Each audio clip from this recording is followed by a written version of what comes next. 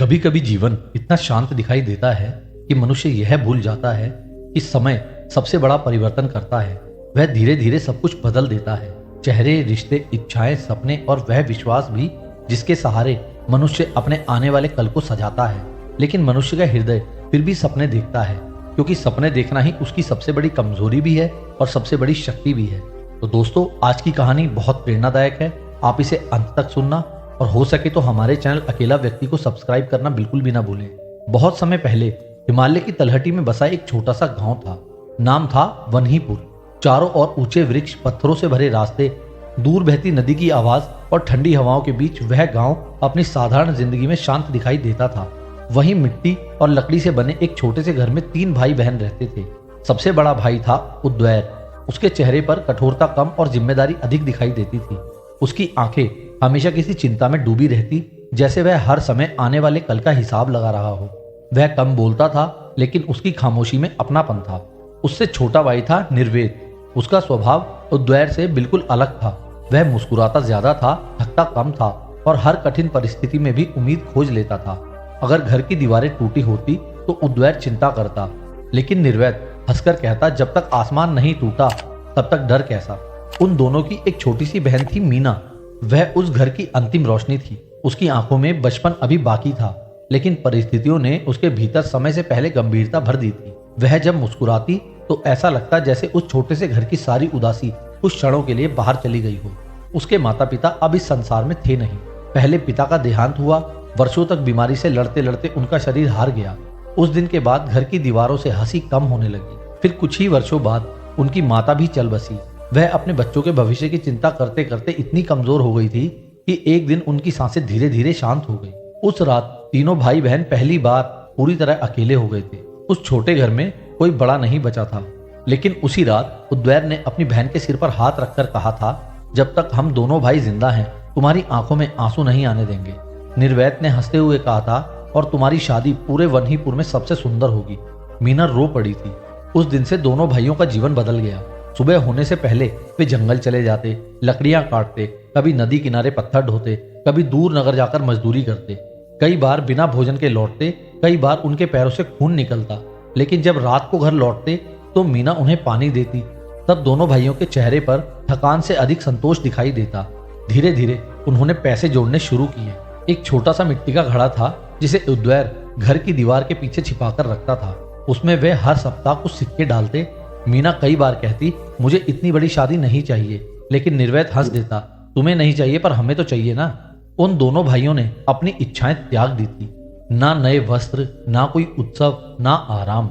उनकी पूरी जिंदगी केवल एक लक्ष्य बन चुकी थी, अपनी बहन को ऐसा जीवन देना जहां उसे कभी अकेलापन महसूस ना हो। समय धीरे धीरे बीतता गया। मीना अब युवती हो चुकी थी।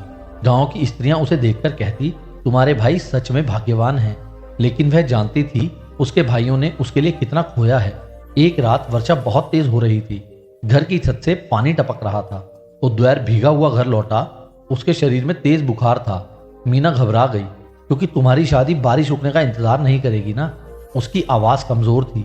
निर्वेद पूरी रात उसके पास बैठा रहा, लेकिन सुबह होते होते बुखार और बढ़ गया। गांव में वैद्य था, पर दवाइयां सीमित थी। कई दिनों तक उद्वैर बीमारी से लड़ता रहा। उसका शरीर कमजोर होता चला गया। एक शाम जब सूर्य धीरे धीरे पहाड़ों के पीछे छिप रहा था, उसने मीना को अपने पास बुलाया। अगर कभी हम ना रहें, उसने धीमे स्वर में कहा, तो जीवन से नफरत मत करना। मीना चीख पड़ी, ऐसा मत कहो। उद्वैर ने उसके आंसू पोंछे। समय हमेशा मनुष्य की इच्छा नहीं सुनता। उस रात पहली बार मीना ने मृत्यु का भय महसूस किया। कुछ ही दिनों बाद उद्वैर की सांसें शांत हो गई। घर की दीवारें मौन हो गई। निर्वेद पहली बार टूट गया। वह अपने बड़े भाई का हाथ पकड़कर बहुत देर तक रोया। मीना उस रात दरवाजे के पास बैठी रही। उसे लग रहा था कि शायद अभी उद्वैर उठेगा और कहेगा, मैं ठीक हूं। लेकिन कुछ आवाजें हमेशा के लिए शांत हो जाती हैं। उद्वैर के जाने के बाद निर्वेद बदल गया। पहले वह हर कठिनाई में मुस्कुराता था, लेकिन अब उसकी मुस्कान में खालीपन था। वह पहले से अधिक काम करने लगा। वह खुद को थकाकर भूलना चाहता था। मीना उससे कहती, अब बस करो, लेकिन वह कहता, अगर मैं रुक गया तो टूट जाऊंगा। दिन बीतते गए। एक दिन निर्वेद दूर नगर से लौट रहा था। रास्ते में पहाड़ी के मार्ग पर तेज बारिश शुरू हो गई। मिट्टी खिसकने लगी।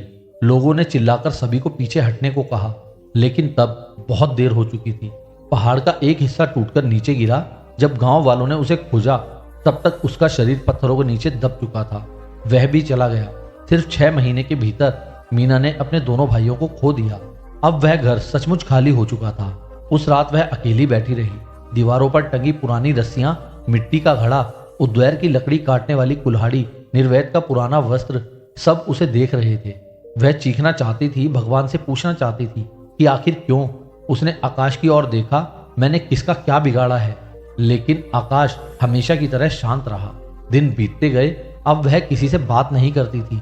गांव वाले उसे समझाने आते, लेकिन उसके भीतर इतनी पीड़ा भर चुकी थी कि शायद वहां तक पहुंच नहीं पाते थे।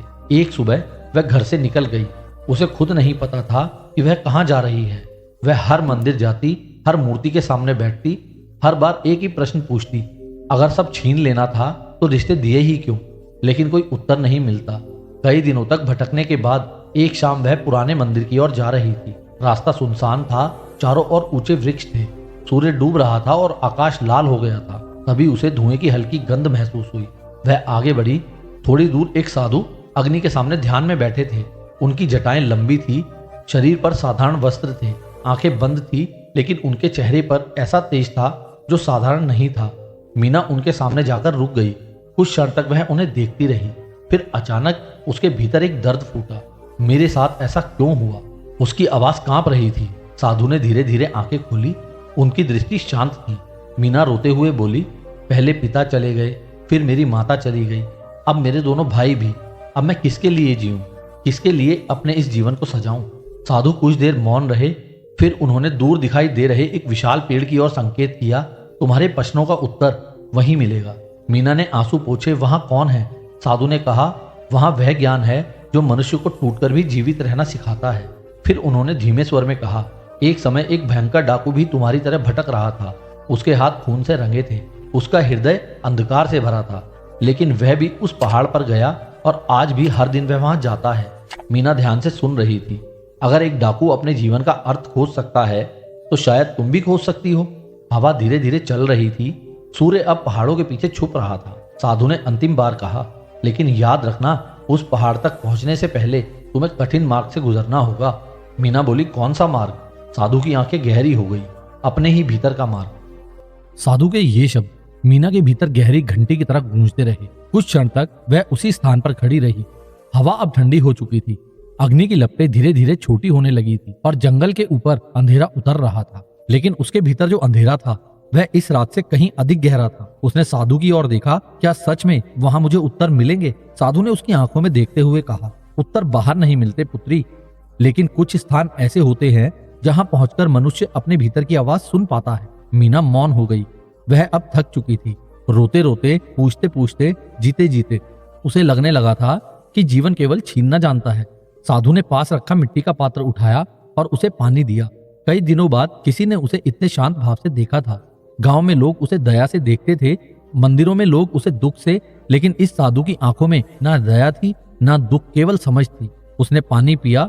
साधु बोले, उस पहाड़ तक पहुंचने वाला मार्ग आसान नहीं है। मुझे अब आसान कुछ नहीं चाहिए, मीना ने धीमे स्वर में कहा। साधु कुछ क्षण उसे देखते रहे, फिर बोले, तुम्हारे भीतर अभी भी मोह है। मीना की आंखें भर आई। क्या अपनों को याद करना भी मोह है? नहीं, लेकिन जो चला गया है उसे पकड़कर स्वयं को भी मरने देना वह मोह है। ये शब्द उसके हृदय में तीर की तरह, क्योंकि वह सच में जीना छोड़ चुकी थी। वह केवल सांस ले रही थी। साधु ने उसे रात वहीं रुकने को कहा। जंगल में अंधेरा गहरा हो चुका था। दूर कहीं उल्लू की आवाज गूंज रही थी। पेड़ों की शाखाएं हवा में हिलती तो लगता जैसे कोई अदृश्य छाया उनके बीच चल रही हो। मीना मंदिर की टूटी दीवार के पास बैठ गई। नींद उसकी आंखों से बहुत दूर थी। उस रात उसने पहली बार अपने भाइयों को अलग अलग याद किया। तवीरान हमेशा जिम्मेदारी में डूबा रहता था। उसे याद आया कि कैसे वह हर रात सिक्कों वाला मिट्टी का घड़ा निकालकर गिनता था। वह हर सिक्के को ऐसे देखता जैसे उसमें अपनी बहन का भविष्य छिपा हो। रिहांत बिल्कुल अलग था। उसे याद आया कैसे एक बार घर में भोजन नहीं था, फिर भी उसने जंगल से फूल लाकर पूरे घर को सजा दिया था और कहा था, गरीबी दीवारों में होती है, मन में नहीं। याद आते ही मीना की आंखों से आंसू बह निकले। उसने आकाश की ओर देखा। अगर तुम दोनों मुझे इतना प्रेम करते थे तो मुझे अकेला क्यों छोड़ गए? लेकिन उत्तर फिर नहीं आया। धीरे धीरे रात बीत गई। सुबह जब सूर्य की पहली किरण जंगल में उतरी, साधु पहले से ध्यान में बैठे थे। उनके चेहरे पर वही शांति थी जो कल थी। जैसे समय उनके भीतर प्रवेश ही नहीं कर पाता। मीना उनके पास गई। मुझे उस पहाड़ तक कैसे जाना होगा? साधु ने दूर उत्तर दिशा की ओर संकेत किया। 3 घाटियां पार करनी होंगी, एक सूखा जंगल आएगा, फिर काले पत्थरों वाली नदी, उसके बाद वह पहाड़ दिखाई देगा। वहां कौन रहता है? साधु मुस्कुराए। जो स्वयं को खोज रहे हैं। मीना समझ नहीं पाई, लेकिन अब उसके भीतर एक हल्की सी जिज्ञासा जाग उठी थी। शायद पहली बार दुख से अलग कोई और भावना जन्म ले रही थी। वह चल पड़ी। जंगल का रास्ता लंबा और सुनसान था। कहीं कहीं पत्तों के बीच सूर्य की रोशनी जमीन पर गिरती थी। हवा में नमी थी। रास्ते पर पड़े सूखे पत्तों पर उसके कदमों की आवाज साफ सुनाई देती थी। चलते चलते अचानक उसे लगा जैसे कोई उसके पीछे चल रहा है। उसने मुड़कर देखा, कोई नहीं था। वह आगे बढ़ी। कुछ दूर जाने के बाद फिर वही अभ्यास हुआ। इस बार उसने तेजी से पीछे देखा, फिर भी कोई नहीं, लेकिन उसके भीतर अजीब बेचैनी उठने लगी। तभी उसे अपने ही भीतर से एक आवाज सुनाई दी, कहाँ जा रही हो? मीना रुक गई। उसने इधर उधर देखा। जंगल शांत था। कौन है? फिर वही आवाज आई, क्या सच में तुम्हें लगता है कि वहां पहुंचकर सब कुछ ठीक हो जाएगा? मीना का शरीर कांप गया। वह समझ नहीं पा रही थी कि यह भ्रम है या कोई और। सामने आओ, उसने कांपते स्वर में कहा, लेकिन कोई सामने नहीं आया। वह आवाज फिर गूंजी, तुम भाग रही हो। मैं भाग नहीं रही, मीना ने कहा। तो फिर अपने दुख को स्वीकार क्यों नहीं करती? मीना की सांसें तेज हो गई। अब उसे महसूस होने लगा कि यह आवाज बाहर से नहीं, भीतर से आ रही है। उसका अपना मन उससे बात कर रहा था। वह तेजी से चलने लगी, लेकिन आवाज उसके साथ चलती रही। तुम्हारे भाई वापस नहीं आएंगे। उसने बोला, चुप हो जाओ, तुम अकेली हो, तुम्हारे जीवन का अब कोई अर्थ नहीं। मीना अचानक रुक गई। उसकी आंखों से आंसू बहने लगे। अगर अर्थ नहीं था तो मुझे जीवित क्यों रखा? जंगल में हवा तेज चलने लगी। पेड़ों की शाखाएं हिलने लगी। वह वहीं जमीन पर बैठ गई। कुछ देर तक केवल उसकी रोने की आवाज गूंजती रही। फिर धीरे धीरे वह शांत हुई और उसी क्षण भीतर से एक आवाज आई, अगर सब समाप्त हो चुका है तो तुम अभी भी चल क्यों रही हो? मीना अचंभित रह गई। उसने कभी इस प्रश्न के बारे में सोचा ही नहीं था। अगर वह सच में जीना नहीं चाहती तो फिर वह इस यात्रा पर क्यों निकली? उसने धीरे से आंखें बंद की। उसने तवीरान का चेहरा याद किया, फिर रिहांत की मुस्कान, और अचानक उसे एहसास हुआ वह मरना नहीं चाहती। वह केवल अपने दुख से मुक्त होना चाहती है। यह समझते ही उसके भीतर पहली बार हल्कापन आया। लेकिन यात्रा अभी कठिन थी। दोपहर तक वह पहली घाटी तक पहुंची। वहां 4 और सूखे वृक्ष थे। जमीन फटी हुई थी। हवा गर्म और भारी थी। ऐसा लगता था जैसे इस स्थान पर वर्षों से वर्षा ना हुई हो। चलते चलते उसके पैर छिल गए। प्यास बढ़ने लगी, लेकिन आसपास पानी कहीं नहीं था। उसी समय उसे दूर से एक व्यक्ति आता दिखाई दिया।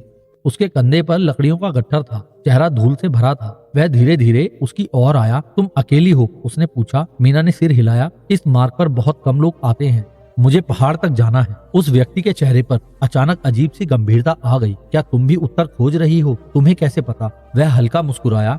जो लोग इस रास्ते पर आते हैं वे या तो बहुत टूट चुके होते हैं या बहुत भटक चुके होते हैं।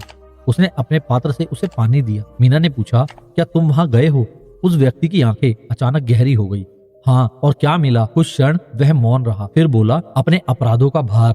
मीना समझ नहीं पाई, लेकिन उसके चेहरे में ऐसा दुख था जो साधारण नहीं था। वह व्यक्ति कुछ देर बाद चला गया। मीना उसे दूर तक देखती रही। उसे महसूस हुआ कि इस यात्रा पर हर व्यक्ति अपने भीतर कोई घाव लेकर चल रहा है। शाम होते होते वह सूखे जंगल से बाहर निकल आई। अब सामने काले पत्थरों वाली नदी बह रही थी। जंगल का रंग गहरा था और धारा तेज थी। उसे नदी पार करनी थी, लेकिन रास्ता बहुत कठिन था। वह कुछ क्षण किनारे खड़ी रही। तभी भीतर की वही आवाज गूंजी, वापस लौट जाओ। मीना ने कहा, नहीं, तुम यह नहीं कर पाओगी। मीना ने बोला, मुझे करना होगा। मीना ने नदी की ओर देखते हुए धीमे स्वर में कहा, क्योंकि अगर मैं यहाँ रुक गई तो सारी जिंदगी अपने ही दुख में कैद रह जाऊंगी। यह कहते ही उसने नदी में कदम रख दिया। पानी बर्फ जैसा ठंडा था। धारा उसके पैरों को पीछे धकेल रही थी। कई बार वह फिसली। एक बार उसका संतुलन बिगड़ गया और वह लगभग गिर पड़ी, लेकिन उसने पत्थर पकड़ लिया। उसकी सांसें तेज हो चुकी थी। पूरा शरीर कांप रहा था, फिर भी वह आगे बढ़ती रही। काफी संघर्ष के बाद वह दूसरी ओर पहुंच गई। वह थककर वहीं बैठ गई। आकाश में अंधेरा उतरने लगा था। दूर पहाड़ अब दिखाई दे रहा था, विशाल, मौन और रहस्यमय। उसे देखते ही उसके भीतर अजीब कंपन उठा। उसे लगा जैसे वह पहाड़ केवल पत्थरों का नहीं बल्कि किसी गहरे सत्य का बना हो। हवा धीरे धीरे चल रही थी और उसी हवा में ऐसा महसूस हुआ जैसे कोई अदृश्य शक्ति उसे अपनी ओर बुला रही हो। हवा धीरे धीरे चल रही थी और उसी हवा में उसे ऐसा महसूस हुआ जैसे कोई अदृश्य शक्ति उसे अपनी ओर बुला रही हो। मीना बहुत देर तक उसी स्थान पर बैठी रही। सामने खड़ा वह विशाल पहाड़ अंधेरे में और भी रहस्यमय दिखाई देने लगा था। उसकी ऊंची चोटियां बादलों में खो रही थीं। कहीं कहीं चट्टानों के बीच अग्नि जैसी हल्की लाल चमक दिखाई देती थी, जैसे पहाड़ स्वयं भीतर से जीवित हो। उसका शरीर पूरी तरह थक चुका था, पैरों से रक्त निकल रहा था, हथेलियों पर पत्थरों की खरोंचें थीं, लेकिन उसके भीतर कुछ ऐसा था जो उसे रुकने नहीं दे रहा था। उसने ऊपर देखा, आकाश में अनगिनत तारे चमक रहे थे। उसे अचानक याद आया, बचपन में रिहांत रात को बाहर बैठकर तारों को देखा करता था। वह कहा करता था, मरने के बाद लोग कहां जाते होंगे, शायद इन तारों में। यह याद आते ही उसकी आंखें फिर भर आईं, लेकिन इस बार वह टूट कर नहीं रोई। दुख अब भी था, बहुत गहरा, लेकिन उसके भीतर अब एक हल्की समझ भी जन्म लेने लगी थी कि शायद जीवन केवल पाने का नाम नहीं, खोने का भी नाम है। वह धीरे धीरे उठी और पहाड़ की ओर बढ़ने लगी। जैसे जैसे वह ऊपर चढ़ती जा रही थी, हवा ठंडी होती जा रही थी। रास्ता पत्थरों से भरा था, कई जगह पगडंडी इतनी संकरी थी कि एक गलत कदम उसे गहरी खाई में गिरा सकता था। रात अब गहरी हो चुकी थी, लेकिन अजीब बात यह थी कि उसे भय नहीं लग रहा था। कुछ दिनों पहले तक वह अकेले अंधेरे कमरे में भी रो पड़ती थी, लेकिन अब वह एक सुनसान पहाड़ पर थी और उसके भीतर का डर धीरे धीरे बदल रहा था। शायद जब मनुष्य जीवन के सबसे बड़े दुख से गुजर जाता है, तब छोटी चीजों का भय कम होने लगता है। चलते चलते अचानक उसे दूर कहीं घंटियों की धीमी आवाज सुनाई दी। वह रुक गई। पहाड़ पर इतनी रात को कौन हो सकता था? उसने ध्यान से सुना। आवाज हवा के साथ कभी पास आती, कभी दूर चली जाती। उसी समय उसे फिर वही भीतर की आवाज सुनाई दी, मत जाओ। मीना रुक गई। क्यों? क्योंकि वहां पहुंचकर तुम पहले जैसी नहीं रहोगी। उसने कुछ क्षण मौन रहकर पूछा, क्या मैं अभी पहले जैसी हूं? अंदर से कोई उत्तर नहीं आया। वह आगे बढ़ती रही। कुछ दूर चलने के बाद उसे पहाड़ की चट्टानों के बीच एक गुफा दिखाई दी। उसके बाहर धीमी अग्नि जल रही थी और अग्नि के सामने कोई बैठा था। मीना सावधानी से आगे बढ़ी। वह एक वृद्ध व्यक्ति था। उसका शरीर मजबूत था, लेकिन चेहरा थका हुआ। आंखों में अजीब गहराई थी, जैसे उन्होंने बहुत हिंसा भी देखी हो और बहुत पश्चाताप भी। उसके हाथों पर पुराने घावों के निशान थे। वह चुपचाप अग्नि को देख रहा था। मीना कुछ दूरी पर रुक गई। वृद्ध ने उसकी ओर देखे बिना कहा, तुम भी उत्तर खोजने आई हो? मीना चौंक गई। आपको कैसे पता? वह हल्का मुस्कुराया। जो लोग इस पहाड़ तक पहुंचते हैं, उनकी आंखें एक जैसी होती हैं। कैसी? टूटी हुई। उसका उत्तर सुनकर मीना मौन हो गई। कुछ देर बाद वृद्ध ने उसकी ओर देखा। बैठ जाओ। वह धीरे से बैठ गई। हवा बहुत ठंडी थी। अग्नि की गर्मी उसके चेहरे तक पहुंच रही थी। कुछ समय तक दोनों के बीच मौन रहा। फिर वृद्ध ने पूछा, तुमने क्या खोया है? मीना की आंखें भर आईं। सब कुछ। वृद्ध ने सिर झुका लिया। मैंने भी। मीना ने पहली बार उसे ध्यान से देखा। उसके चेहरे पर अपराध बोध की ऐसी छाया थी जो साधारण नहीं थी। आप कौन हैं? उसने पूछा। वृद्ध कुछ क्षण शांत रहा, फिर बोला, कभी लोग मेरा नाम सुनकर कांपते थे। मीना समझ नहीं पाई। वृद्ध ने अग्नि में लकड़ी डाली। चिंगारियां हवा में उठीं। फिर उसने धीमे स्वर में कहा, मैं वही डाकू हूं जिसके बारे में तुम्हें बताया गया था। मीना स्तब्ध रह गई। उसने अनायास थोड़ा पीछे हटना चाहा। वृद्ध मुस्कुराया। डर गई? आपने लोगों को मारा? वृद्ध की आंखें बुझ गईं। बहुतों को। हवा अचानक और ठंडी लगने लगी। मीना का मन विचलित हो उठा।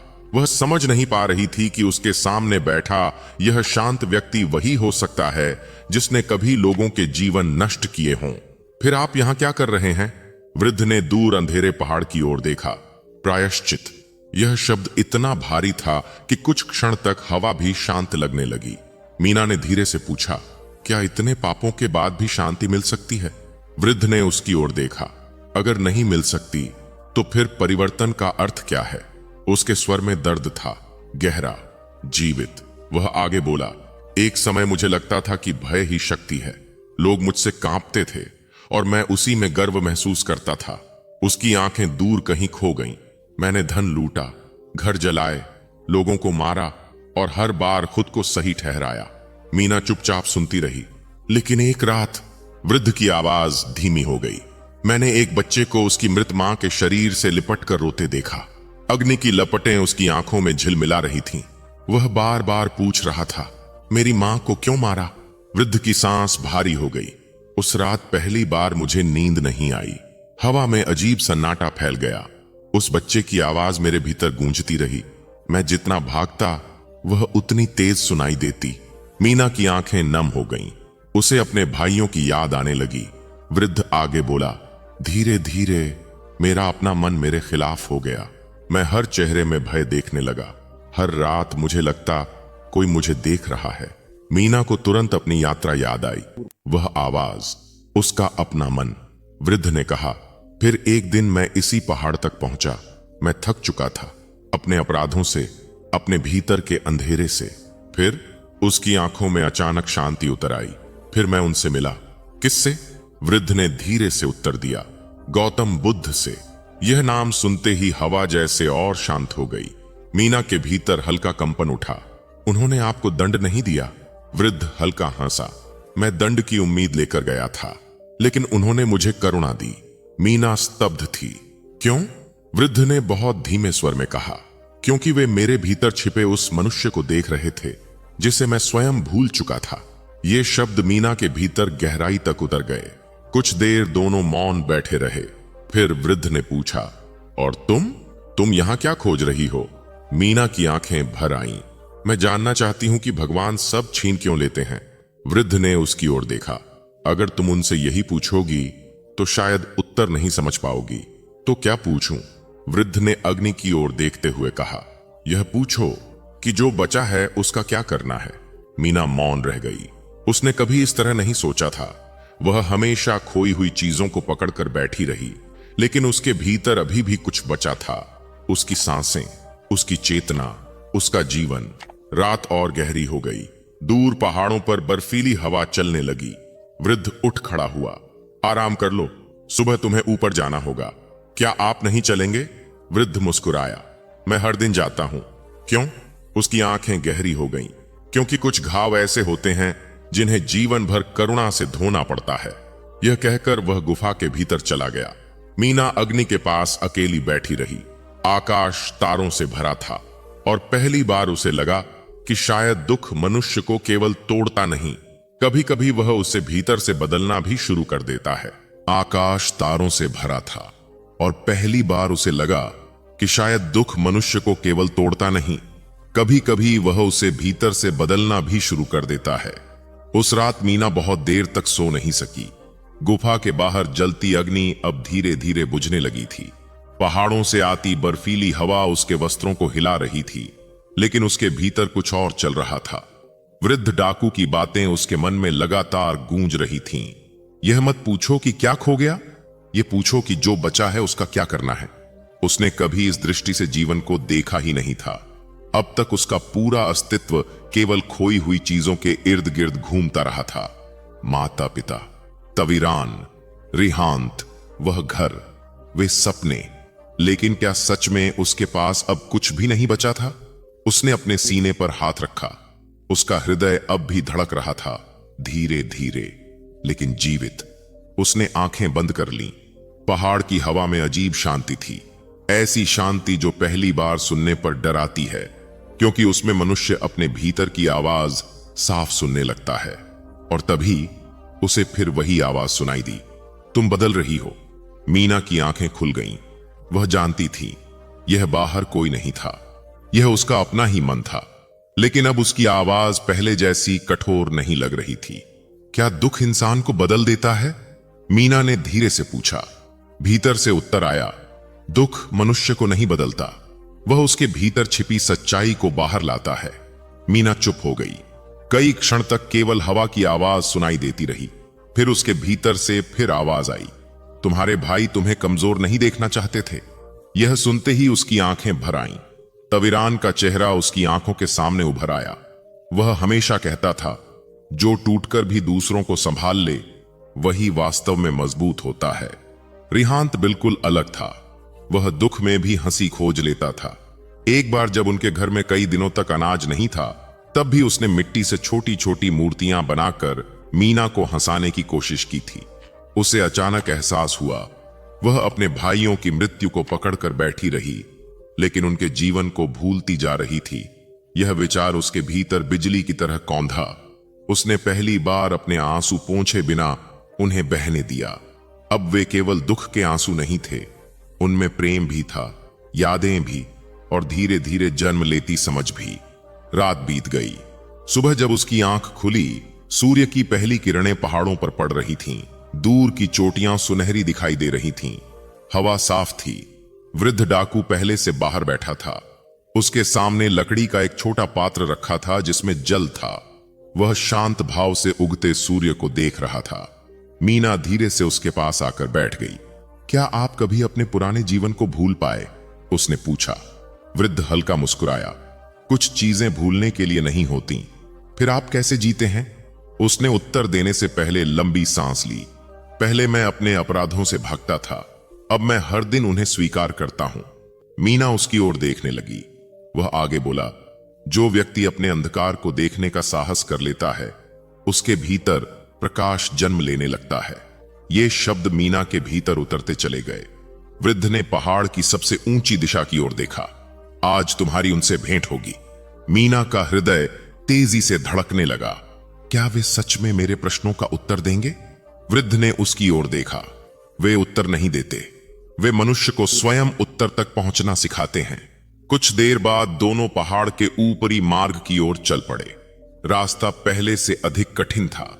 कहीं बर्फ जमी थी, कहीं चट्टानें इतनी फिसलन भरी थीं कि संतुलन बनाए रखना मुश्किल हो रहा था। लेकिन अब मीना के भीतर पहले जैसी कमजोरी नहीं थी। उसकी सांसें भारी थीं, शरीर थका हुआ था, फिर भी वह चल रही थी। चलते चलते वे एक संकरी जगह पर पहुंचे जहां से नीचे गहरी खाई दिखाई देती थी। वृद्ध रुक गया। यहां से हर व्यक्ति को अकेले जाना होता है। मीना चौंक गई। आप नहीं आएंगे? उसने सिर हिलाया। कुछ मार्ग ऐसे होते हैं जहां साथ भी साथ नहीं जा सकता। मीना कुछ क्षण मौन रही। फिर उसने धीरे से पूछा, क्या आपको कभी क्षमा मिल पाएगी? वृद्ध की आंखों में गहरी शांति उतर आई। जब तक मैं दूसरों के दुख को कम करने की कोशिश करता रहूंगा, शायद मेरा प्रायश्चित चलता रहेगा। उसने मीना के सिर पर हाथ रखा। जाओ। मीना आगे बढ़ गई। अब रास्ता बिल्कुल शांत था। न हवा की तेज आवाज, न पक्षियों की ध्वनि, केवल उसके कदमों की आवाज और उसके भीतर उठती धड़कनें। जैसे जैसे वह ऊपर चढ़ती गई, उसके भीतर अजीब हल्कापन बढ़ता गया। उसे महसूस हुआ जैसे वह अपने 7 वर्षों का बोझ लेकर चल रही थी और हर कदम पर वह थोड़ा थोड़ा हल्का हो रहा है। अचानक उसे सामने एक विशाल वृक्ष दिखाई दिया। उस वृक्ष के नीचे कुछ भिक्षु शांत बैठे थे। उनके चेहरे पर अद्भुत स्थिरता थी। वातावरण में ऐसी करुणा थी जिसे शब्दों में बांधना कठिन था। मीना धीरे धीरे आगे बढ़ी और फिर उसने उन्हें देखा। वृक्ष के नीचे एक शांत पुरुष बैठे थे। उनका चेहरा साधारण था, फिर भी असाधारण। उनकी आंखों में ऐसी करुणा थी जैसे उन्होंने संसार का हर दुख देखा हो और फिर भी उनके भीतर कोई कठोरता जन्म न ली हो। उनके चारों ओर अजीब शांति फैली हुई थी। मीना का शरीर कांपने लगा। वह उनके सामने जाकर रुक गई और अचानक उसके भीतर वर्षों से जमा सारा दर्द बाहर आने लगा। वह रो पड़ी। बहुत देर तक रोती रही, लेकिन इस बार उसका रोना अलग था। उसमें शिकायत कम थी, थकान अधिक थी। गौतम बुद्ध शांत बैठे उसे देखते रहे। उन्होंने उसे रोने से नहीं रोका, क्योंकि कुछ आंसू बह जाने चाहिए। जब मीना धीरे धीरे शांत हुई तब उन्होंने बहुत धीमे स्वर में पूछा, तुम्हारे भीतर इतना दुख क्यों है? मीना ने कांपती आवाज में कहा, क्योंकि मैंने सब खो दिया। बुद्ध कुछ क्षण मौन रहे, फिर उन्होंने पास रखा एक सूखा पत्ता उठाया। क्या यह पत्ता हमेशा वृक्ष पर रह सकता था? मीना ने धीरे से सिर हिलाया। नहीं। फिर मनुष्य यह क्यों चाहता है कि जीवन में कुछ भी कभी न बदले? मीना चुप हो गई। उसने कभी इस प्रश्न के बारे में नहीं सोचा था। बुद्ध ने आगे कहा, जो जन्मा है वह बदलेगा, जो बदलेगा वह एक दिन समाप्त होगा। यही संसार का नियम है। मीना की आंखों से आंसू फिर बहने लगे। लेकिन इतना दुख क्यों? बुद्ध की आंखें करुणा से भर उठीं, क्योंकि मनुष्य प्रेम करता है। कुछ क्षण हवा शांत रही, फिर उन्होंने कहा, दुख प्रेम का विरोधी नहीं है, उसका दूसरा रूप है। ये शब्द सुनते ही मीना का भीतर जैसे थम गया। वह अपने भाइयों के बारे में सोचने लगी। अगर उसने उनसे प्रेम न किया होता तो शायद उनके जाने पर इतना दुख भी न होता। बुद्ध ने उसकी ओर देखा। तुम अपने दुख को शत्रु मान रही हो, लेकिन वही दुख तुम्हें यहां तक लाया है। मीना स्तब्ध थी। सच में, अगर उसके जीवन में यह पीड़ा ना आती तो वह कभी इस पहाड़ तक नहीं पहुंचती, कभी अपने भीतर झांकती ही नहीं। बुद्ध ने आगे कहा, मनुष्य 2 बार टूटता है। पहली बार जब वह किसी अपने को खोता है, दूसरी बार जब वह स्वयं को खो देता है। और अगर कोई दोनों खो दे? मीना ने कांपते स्वर में पूछा। बुद्ध की आंखों में गहरी करुणा उतर आई।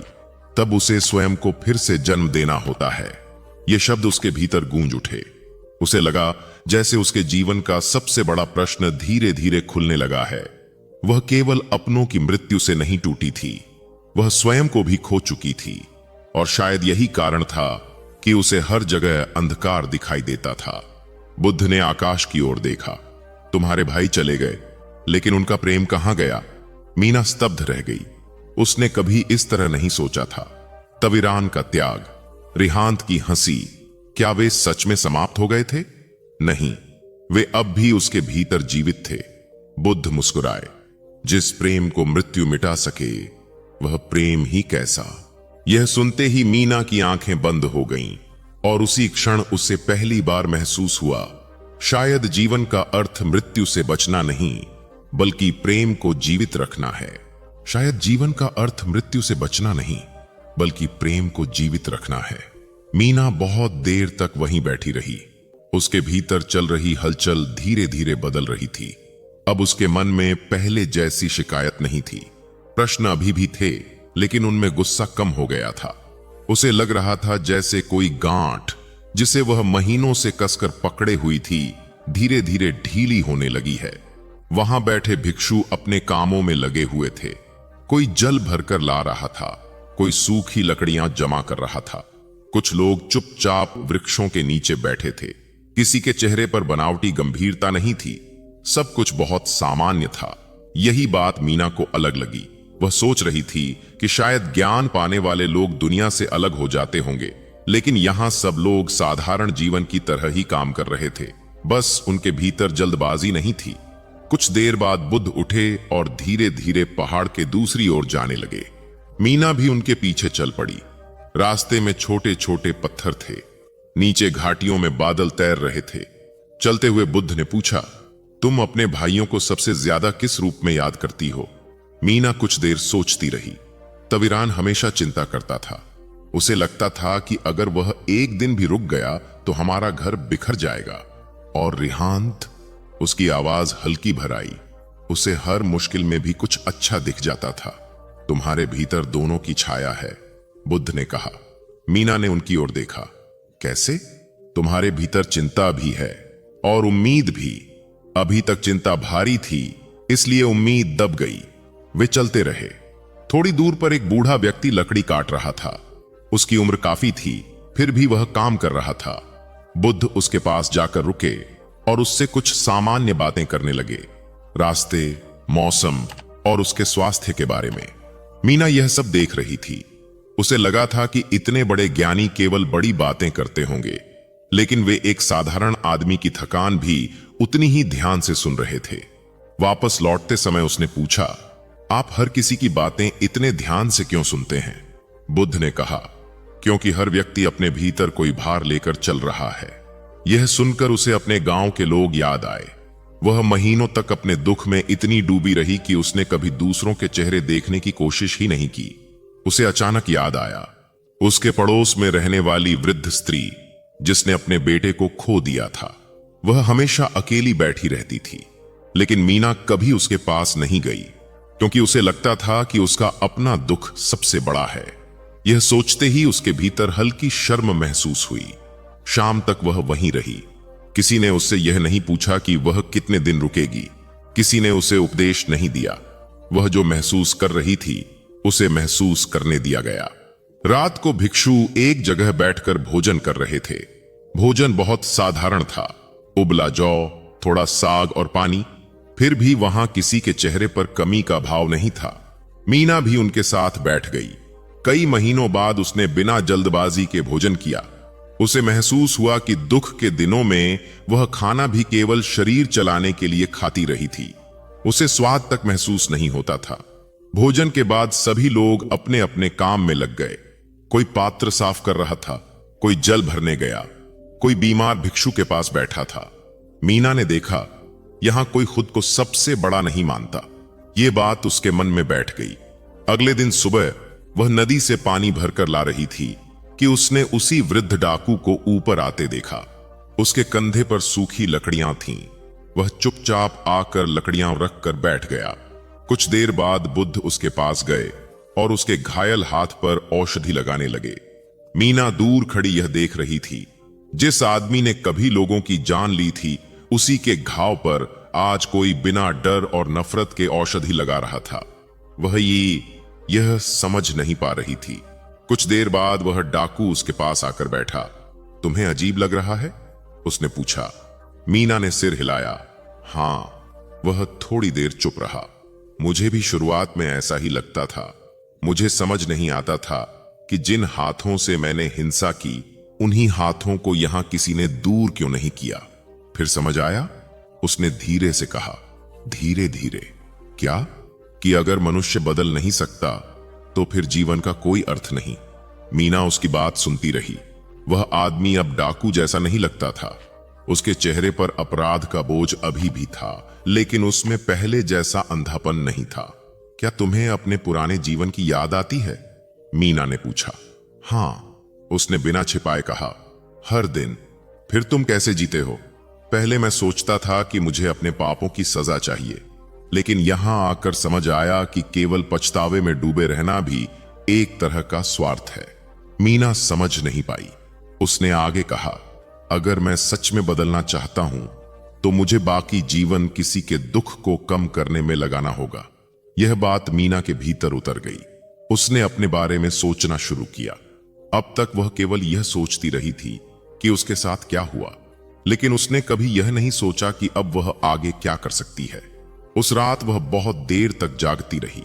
पहाड़ की हवा अब उसे कठोर नहीं लग रही थी। उसे अपने पुराने घर की याद आई। दीवार के पीछे रखा मिट्टी का घड़ा, तवीरान के पुराने औजार, रिहांत की हंसी। पहले इन यादों से उसके भीतर केवल दर्द उठता था, लेकिन अब उन यादों में केवल कमी नहीं थी, उनमें अपनापन भी था। उसे लगा जैसे उसके भाई कहीं गए नहीं, बल्कि उसकी यादों और आदतों में बस गए हैं। अगले दिन बुद्ध कुछ लोगों के साथ नीचे गांव की ओर गए। मीना भी उनके साथ चली गई। रास्ते में उन्हें एक बीमार आदमी मिला। वह कई दिनों से बुखार में था और उसके परिवार वाले परेशान थे। भिक्षुओं ने उसके लिए औषधि तैयार की। बुद्ध उसके पास बैठकर उसके परिवार वालों से बात करने लगे। उन्होंने उन्हें केवल दवा नहीं दी, उन्होंने उनका डर कम किया। यह बात मीना ने बहुत ध्यान से देखी। उसे पहली बार समझ आया कि कई बार मनुष्य को केवल इलाज नहीं, साथ चाहिए होता है। गांव से लौटते समय उसने पूछा, क्या हर दुख खत्म हो सकता है? बुद्ध ने कहा, कुछ दुख समय कम करता है, कुछ समझ, और कुछ तब हल्के होते हैं जब मनुष्य दूसरों का दुख देखना शुरू करता है। उस रात मीना बहुत देर तक इस बात के बारे में सोचती रही। क्या यही कारण था कि वह धीरे धीरे बदल रही थी? क्योंकि अब वह केवल अपने बारे में नहीं सोच रही थी। दिन बीतने लगे। वह अब वहां के कामों में हाथ भटाने लगी थी। कभी जल भरती, कभी औषधि पीसती, कभी वृद्ध लोगों के लिए भोजन ले जाती। उसे महसूस होने लगा कि काम करते समय उसका मन कम भटकता है। एक दिन उसने बुद्ध से पूछा, क्या मेरे भाइयों की मृत्यु का कोई कारण था? कुछ क्षण तक कोई उत्तर नहीं आया। फिर उन्होंने कहा, हर घटना का कारण खोजते खोजते मनुष्य जीवन जीना भूल जाता है। तो फिर मुझे क्या समझना चाहिए? यह कि जो समय तुम्हें मिला है उसका क्या करना है? मीना चुप हो गई। उसे महसूस हुआ कि वह अब भी अतीत के दरवाजे को पकड़कर खड़ी है और शायद जीवन उसे आगे बुला रहा है। उस शाम वह पहाड़ की ढलान पर अकेली बैठी थी। नीचे दूर घाटियां दिखाई दे रही थीं। उसे अचानक एहसास हुआ वह कई दिनों बाद पहली बार बिना रोए बैठी है। उसने अपने भीतर देखा। दुख अब भी था, लेकिन वह अब उसे डुबो नहीं रहा था। वह उसके साथ बैठा था जैसे कोई पुरानी स्मृति। और उसी क्षण उसे यह समझ आने लगा कि शायद शांति का अर्थ दुख का समाप्त हो जाना नहीं, बल्कि उसके साथ जीना सीख लेना है। शायद शांति का अर्थ दुख का समाप्त हो जाना नहीं, बल्कि उसके साथ जीना सीख लेना है। मीना पहाड़ की ढलान पर काफी देर तक बैठी रही। नीचे फैली घाटियां धुंध से ढकी हुई थीं। हवा ठंडी थी, लेकिन अब वह उसे भीतर तक काटती नहीं थी। कुछ दिनों पहले तक उसे लगता था कि उसका जीवन समाप्त हो चुका है। अब पहली बार उसे महसूस होने लगा था कि शायद जीवन समाप्त नहीं हुआ, केवल बदल गया है। उसने अपने भीतर यह बदलाव धीरे धीरे महसूस किया था। पहले हर सुबह उसे भारी लगती थी।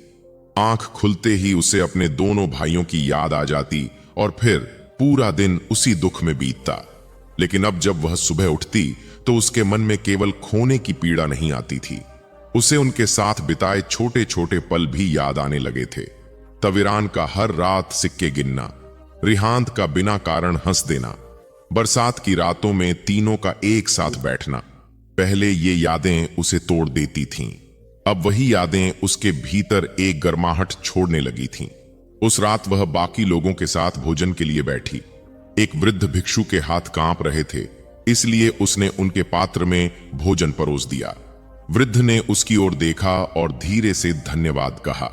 इतनी छोटी सी बात थी, लेकिन मीना ने महसूस किया कि बहुत समय बाद किसी की मदद करके उसके भीतर हल्कापन आया है। उसे समझ आने लगा था कि दुख मनुष्य को बंद भी कर सकता है और खोल भी सकता है। पहले वह अपने दर्द में इतनी बंद हो चुकी थी कि उसे केवल अपना खालीपन दिखाई देता था। अब वह धीरे धीरे दूसरों को देखने लगी थी। कुछ दिन और बीत गए। अब वह पहाड़ पर आने वाले लोगों को ध्यान से देखने लगी थी। कोई अपना बच्चा खोकर आया था, कोई बीमारी से टूट चुका था, कोई अपने ही क्रोध से परेशान था। हर व्यक्ति अपने भीतर कोई बोझ लेकर चल रहा था। उसे पहली बार एहसास हुआ कि दुनिया में शायद ही कोई ऐसा हो जो पूरी तरह शांत हो। बस कुछ लोग अपने दुख को छिपाना सीख जाते हैं और कुछ उससे लड़ते लड़ते थक जाते हैं। एक दिन सुबह वह नदी से पानी भरकर लौट रही थी कि उसने उस वृद्ध डाकू को अकेले बैठे देखा। वह दूर घाटी की ओर देख रहा था। मीना उसके पास जाकर बैठ गई। कुछ देर दोनों चुप रहे। फिर उसने पूछा, क्या तुम्हें कभी लगता है कि तुम अपने पुराने जीवन से पूरी तरह बाहर आ गए हो? वृद्ध ने सिर हिलाया। नहीं। फिर? कुछ घाव भरते नहीं, बस मनुष्य उनके साथ जीना सीख जाता है। मीना ने यह बात ध्यान से सुनी। उसे लगा जैसे यही बात उसके अपने जीवन पर भी लागू होती है। वृद्ध आगे बोला, पहले मैं अपने अतीत को मिटाना चाहता था। अब समझ आया है कि उसे मिटाया नहीं जा सकता, लेकिन मैं यह तय कर सकता हूं कि बाकी जीवन कैसा होगा। यह बात उसके भीतर बैठ गई। वह उठकर धीरे धीरे वापस चलने लगी। रास्ते में उसे अचानक अपने पुराने घर की बहुत तीखी याद आई।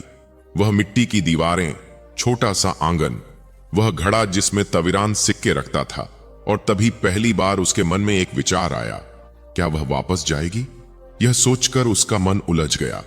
पहले उसे लगता था कि वह उस घर में कभी वापस नहीं जा पाएगी, वहां हर चीज उसे तोड़ देगी। लेकिन अब उसे लग रहा था कि शायद भागते रहने से भी कोई समाधान नहीं मिलेगा। उस शाम वह बुद्ध के पास गई। वे कुछ बच्चों को पेड़ के पत्तों के बारे में समझा रहे थे। बच्चे उनसे सामान्य सवाल पूछ रहे थे और वे उतनी ही सहजता से उत्तर दे रहे थे। बच्चों के जाने के बाद मीना उनके पास बैठ गई। कुछ देर तक उसने कुछ नहीं कहा, फिर धीरे से बोली, क्या किसी स्थान पर वापस जाना जरूरी होता है? उन्होंने उसकी ओर देखा। अगर मनुष्य किसी स्मृति से भागता रहे तो वह जहां भी जाएगा वही स्मृति उसका पीछा करेगी।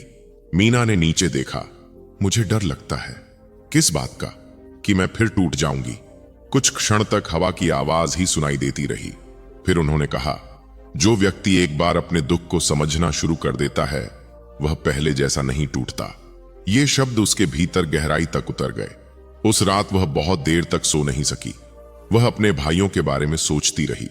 अगर वे जीवित होते तो क्या चाहते? क्या वे चाहते कि वह पूरी जिंदगी दुख में डूबी रहे? नहीं। तविरान हमेशा चाहता था कि वह सुरक्षित रहे। रिहांत हमेशा चाहता था कि वह हंसे। यह सोचते ही उसके चेहरे पर हल्की मुस्कान आई, शायद कई महीनों बाद पहली सच्ची मुस्कान। अगली सुबह उसने निर्णय ले लिया, वह वापस जाएगी, लेकिन इस बार पहले जैसी मीना बनकर नहीं। उसने बुद्ध के पास जाकर कहा, मैं लौटना चाहती हूं। उन्होंने केवल इतना पूछा, क्या तुम्हारे भीतर अभी भी केवल शिकायत है? मीना ने कुछ देर सोचकर सिर हिलाया। नहीं, दुख है, लेकिन अब केवल शिकायत नहीं। तो जाओ। उसने झुककर प्रणाम किया।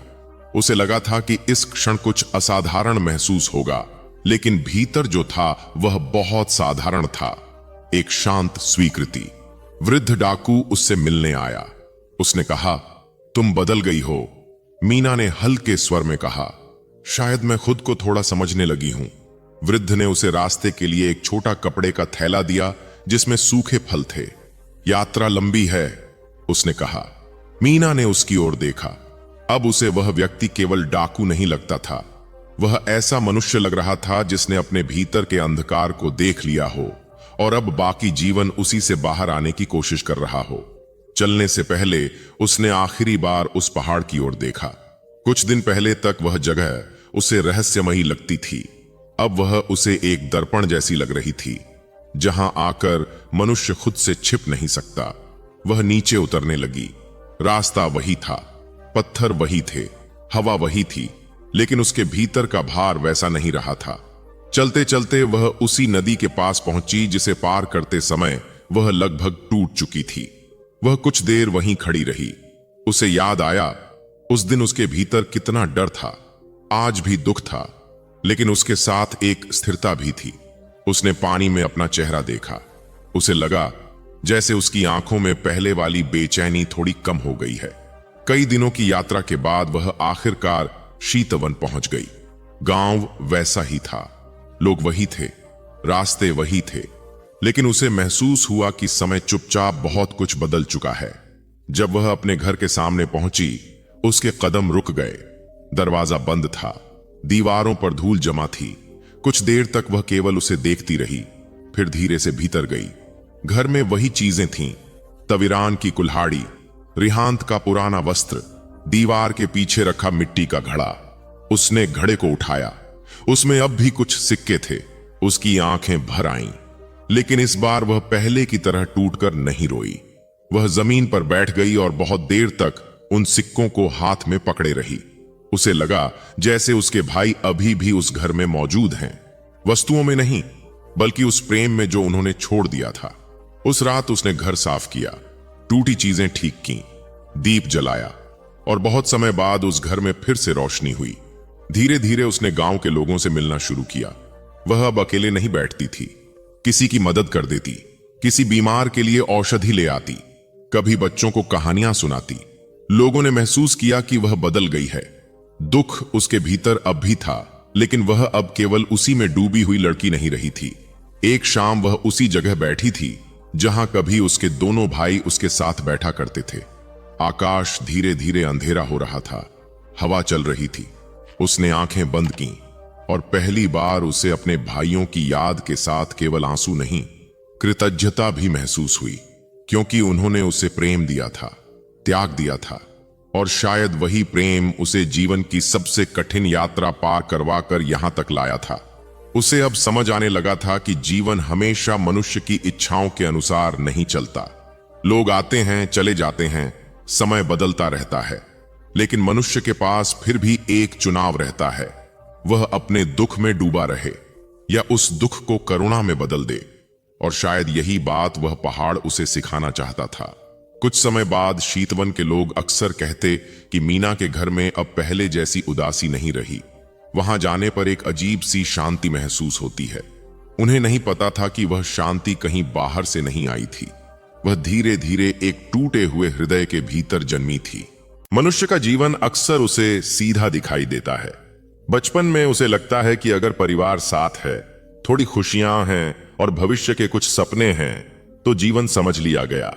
लेकिन समय धीरे धीरे यह सिखाता है कि जीवन समझने की वस्तु नहीं, अनुभव करने की प्रक्रिया है। यही इस पूरी कथा का सबसे गहरा सार है। यह कहानी केवल मीना, तविरान, रिहांत या उस वृद्ध डाकू की नहीं थी। यह हर उस मनुष्य की कहानी थी जिसने कभी किसी अपने को खोया हो, जिसने जीवन से शिकायत की हो, जिसने भीतर से टूटकर भी जीना जारी रखा हो। इस कथा में सबसे पहले जो बात सामने आती है वह है प्रेम और दुख का संबंध। सामान्यतः मनुष्य दुख को जीवन का शत्रु मानता है, वह सोचता है कि यदि दुख समाप्त हो जाए तो जीवन शांत हो जाएगा। लेकिन यह कहानी बताती है कि दुख शून्य से पैदा नहीं होता। वह प्रेम की छाया है। जहां गहरा लगाव होगा वहां खोने का भय भी होगा। जहां सच्चा प्रेम होगा वहां बिछड़ने का दर्द भी होगा। मीना अपने भाइयों की मृत्यु से इसलिए टूटी क्योंकि उसने उन्हें केवल रिश्ते की तरह नहीं, अपने अस्तित्व की तरह जिया था। इसका अर्थ यह नहीं कि प्रेम गलत है। इसका अर्थ केवल इतना है कि प्रेम मनुष्य को संवेदनशील बनाता है, और संवेदनशीलता के बिना जीवन केवल शरीर का चलना रह जाता है। आज के समय में लोग दुख से भागना चाहते हैं। कोई मनोरंजन में खो जाता है, कोई क्रोध में, कोई काम में, कोई दिखावे में, लेकिन भीतर का खालीपन वहीं बना रहता है। मीना भी शुरुआत में यही कर रही थी। वह मंदिरों में उत्तर खोज रही थी, आकाश से शिकायत कर रही थी, अपने दुख को पकड़े बैठी थी। लेकिन उसके भीतर जो सबसे बड़ा परिवर्तन आया वह तब आया जब उसने अपने दुख को मिटाने की कोशिश बंद की और उसे समझना शुरू किया। यही बौद्ध दर्शन का मूल है। दुख से युद्ध मत करो, उसे देखो, क्योंकि जिस चीज से मनुष्य भागता है वही उसका पीछा करती रहती है। यह कहानी यह भी सिखाती है कि समय मनुष्य की इच्छाओं से नहीं चलता। तविरान और रिहांत अपनी बहन के लिए जीवन बना रहे थे। वे सोच रहे थे कि मेहनत करेंगे, धन जोड़ेंगे और फिर एक दिन सब ठीक हो जाएगा। लेकिन जीवन ने उनकी योजना नहीं मानी। यही संसार का कठोर सत्य है। मनुष्य भविष्य को पकड़ने की कोशिश करता है, जबकि भविष्य कभी स्थिर नहीं होता। यही कारण है कि बुद्ध बार बार वर्तमान की बात करते हैं, क्योंकि जो मनुष्य केवल आने वाले कल के लिए जीता है वह आज को खो देता है। तविरान का जीवन त्याग से भरा था, लेकिन वह अपने वर्तमान को चिंता में खोता जा रहा था। दूसरी ओर रिहांत कठिनाइयों के बीच भी हंसना जानता था। यही कारण है कि मीना के भीतर अंततः दोनों का संतुलन जन्मा, जिम्मेदारी भी और सहजता भी। कहानी का सबसे गहरा मनोवैज्ञानिक पक्ष वह था जब मीना की अपनी आत्मा उससे संवाद करने लगी। यह कोई अलौकिक घटना नहीं थी, बल्कि मनुष्य के भीतर चलने वाले संघर्ष का प्रतीक था। हर व्यक्ति के भीतर दो आवाजें होती हैं। एक आवाज डराती है, तुम नहीं कर पाओगे, सब खत्म हो चुका है। दूसरी आवाज धीरे धीरे कहती है, फिर भी चलो। जीवन का पूरा संघर्ष इन्हीं दोनों के बीच है। अधिकतर लोग पहली आवाज को ही सत्य मान लेते हैं। वे अपनी ही सीमाओं के कैदी बन जाते हैं। लेकिन जो व्यक्ति दूसरी आवाज को सुन लेता है उसके भीतर परिवर्तन शुरू हो जाता है। यहां पहाड़ भी केवल एक भौतिक स्थान नहीं था, वह चेतना का प्रतीक था। हर मनुष्य के जीवन में एक ऐसा पहाड़ होता है जहां पहुंचने से पहले उसे अपने भीतर की घाटियों से गुजरना पड़ता है। कोई उस पहाड़ तक ध्यान के माध्यम से पहुंचता है, कोई पीड़ा के माध्यम से, कोई प्रेम के माध्यम से, कोई अपराध बोध के माध्यम से। लेकिन वहां पहुंचने का मार्ग हमेशा भीतर से होकर जाता है। यही कारण है कि साधु ने मीना से कहा था, सबसे कठिन मार्ग अपने ही भीतर का है। वृद्ध डाकू की कहानी भी अत्यंत महत्वपूर्ण है। समाज अक्सर मनुष्य को उसके अतीत से बांध देता है। यदि किसी ने अपराध किया तो लोग मान लेते हैं कि वह हमेशा वैसा ही रहेगा। लेकिन यह कथा एक अलग दृष्टि देती है। यह कहती है कि मनुष्य केवल अपने कर्मों का योग नहीं है, उसके भीतर परिवर्तन की संभावना भी है। डाकू ने हिंसा की, लोगों को दुख दिया, लेकिन जब उसके भीतर संवेदना जागी तब उसका जीवन बदलने लगा। यहां सबसे महत्वपूर्ण बात यह है कि परिवर्तन दंड से नहीं आया, करुणा से आया। बुद्ध ने उसे उसके अपराधों से पहले उसके भीतर के मनुष्य को देखा।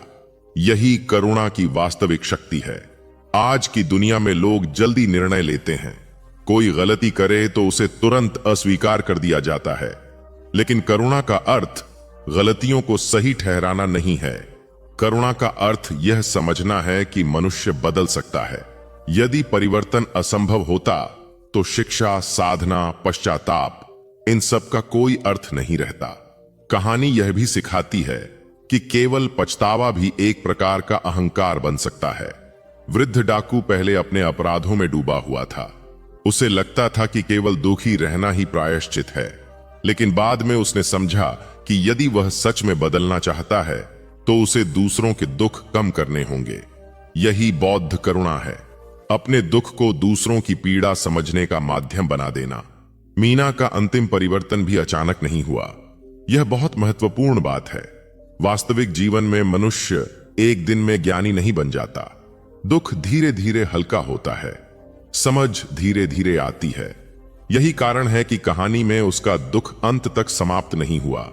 वह अपने भाइयों को अंत में भी याद करती है, आंसू भी आते हैं, लेकिन फर्क यह है कि अब वह दुख उसे डुबोता नहीं। यही परिपक्वता है। शांति का अर्थ दुख का न होना नहीं, बल्कि उसके साथ संतुलन में जीना है। कहानी का एक और बड़ा दर्शन है, मनुष्य को बचाने वाली चीज अर्थ है। जब मीना ने अपने जीवन का अर्थ खो दिया, तब वह भीतर से टूट गई। लेकिन जब उसने दूसरों की सहायता करनी शुरू की, जब उसने अपने दुख को समझना शुरू किया, तब उसके जीवन में अर्थ लौटने लगा। आधुनिक मनोविज्ञान भी यही कहता है कि मनुष्य केवल सुख से नहीं जीता, वह पुनीत अर्थ से जीता है। जिस दिन उसे लगता है कि उसके जीवन का कोई उद्देश्य नहीं, उसी दिन भीतर खालीपन बढ़ने लगता है। इस कथा में घर भी एक प्रतीक था। शुरुआत में वही घर दुख का केंद्र बन गया था। हर वस्तु उसे उसके भाइयों की याद दिलाती थी, इसलिए वह भाग गई।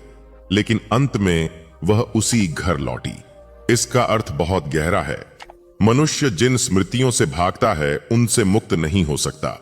मुक्ति तब आती है जब वह वापस लौटकर उन्हें नए दृष्टिकोण से देखता है। वही घर, वही दीवारें, वही सिक्के, लेकिन मीना बदल चुकी थी। इसलिए उसे वही स्थान अब केवल पीड़ा नहीं दे रहा था। यह पूरी कहानी अंततः अनित्यता की बात करती है। बुद्ध का सबसे बड़ा दर्शन यही था कि संसार में सब कुछ बदल रहा है। शरीर बदलता है, रिश्ते बदलते हैं, परिस्थितियां बदलती हैं, यहां तक कि मनुष्य की भावनाएं भी बदलती रहती हैं। जो व्यक्ति इस परिवर्तन को स्वीकार नहीं कर पाता, वह लगातार संघर्ष में जीता है। लेकिन जो इसे समझ लेता है, उसके भीतर धीरे धीरे शांति आने लगती है।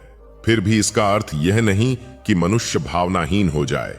बुद्ध का मार्ग पत्थर बनने का मार्ग नहीं है, वह सजग बनने का मार्ग है। मीना अंत में भी अपने भाइयों से प्रेम करती है, उन्हें याद करती है, लेकिन अब वह उस प्रेम को अपने जीवन को नष्ट करने का कारण नहीं बनने देती। वह उसे करुणा में बदल देती है। कहानी का अंतिम और शायद सबसे महत्वपूर्ण सार यह है कि मनुष्य टूटकर भी फिर से जन्म ले सकता है। जीवन कभी कभी इतना छीन लेता है कि व्यक्ति को लगता है अब कुछ बचा ही नहीं, लेकिन उसी क्षण उसके भीतर एक नई चेतना जन्म लेने की संभावना होती है। दुख मनुष्य को या तो कठोर बना देता है या गहरा। मीना के भीतर गहराई जन्मी। उसने अपने दुख को दूसरों की पीड़ा समझने का माध्यम बनाया। यही उसके जीवन का वास्तविक मोड़ था। इस कथा की पूरी यात्रा बाहरी कम और आंतरिक अधिक थी। गांव से पहाड़ तक का मार्ग वास्तव में मनुष्य के भीतर की यात्रा थी। साधु, डाकू, बुद्ध, ये केवल पात्र नहीं थे, ये मनुष्य की चेतना के अलग अलग स्तर थे। साधु ने दिशा दी, डाकू ने स्वीकार सिखाया, बुद्ध ने दृष्टि दी, और अंततः मीना ने स्वयं को फिर से पाया। यही इस कहानी का सार है। जीवन हमेशा वैसा नहीं होगा जैसा मनुष्य चाहता है। लोग छूटेंगे, सपने टूटेंगे, समय बदलेगा, लेकिन यदि मनुष्य अपने दुख को समझ ले, उसे करुणा में बदल दे और प्रेम को मृत्यु से बड़ा मान ले, तो वह टूटकर भी भीतर से जीवित रह सकता है। जीवन को समझने की सबसे बड़ी भूल यही है कि उसे केवल घटनाओं में देखा जाए। अधिकांश लोग यही मान लेते हैं कि सुख मिल जाए, भय कम हो जाए, संबंध स्थिर हो जाए और इच्छाएं पूरी हो जाएं, तो भीतर शांति आ जाएगी। लेकिन वास्तविकता इससे बिल्कुल अलग है, क्योंकि अशांति बाहरी परिस्थितियों से कम और भीतर की पकड़ से अधिक जन्म लेती है। जब चेतना किसी वस्तु, व्यक्ति, स्मृति, विचार या पहचान को स्थायी मानने लगती है, तभी पीड़ा की शुरुआत होती है। संसार बदलता रहता है, समय बदलता रहता है, भावनाएं बदलती रहती हैं, लेकिन भीतर एक हिस्सा हर चीज को रोक कर रखना चाहता है। वही संघर्ष धीरे धीरे थकान बन जाता है।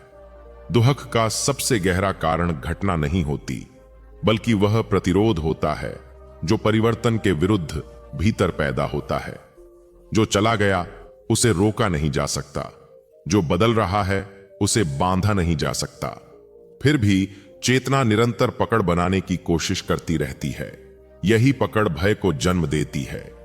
इसीलिए शांति का अर्थ परिस्थितियों का शांत हो जाना नहीं है। शांति का अर्थ है भीतर उस पकड़ का धीरे धीरे ढीला हो जाना जो हर चीज को नियंत्रित करना चाहती है। अधिकांश लोग पूरे जीवन उत्तर खोजते रहते हैं, लेकिन बहुत कम लोग अपने प्रश्नों को समझते हैं। वे जानना चाहते हैं कि दुख क्यों है, अकेलापन क्यों है, खालीपन क्यों है, लेकिन वे यह नहीं देखते कि यह सब केवल अभाव से नहीं जन्मता।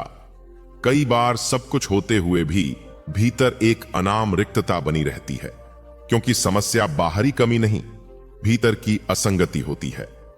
चेतना जब स्वयं से दूर हो जाती है, तब जीवन धीरे धीरे केवल भूमिका बनकर रह जाता है।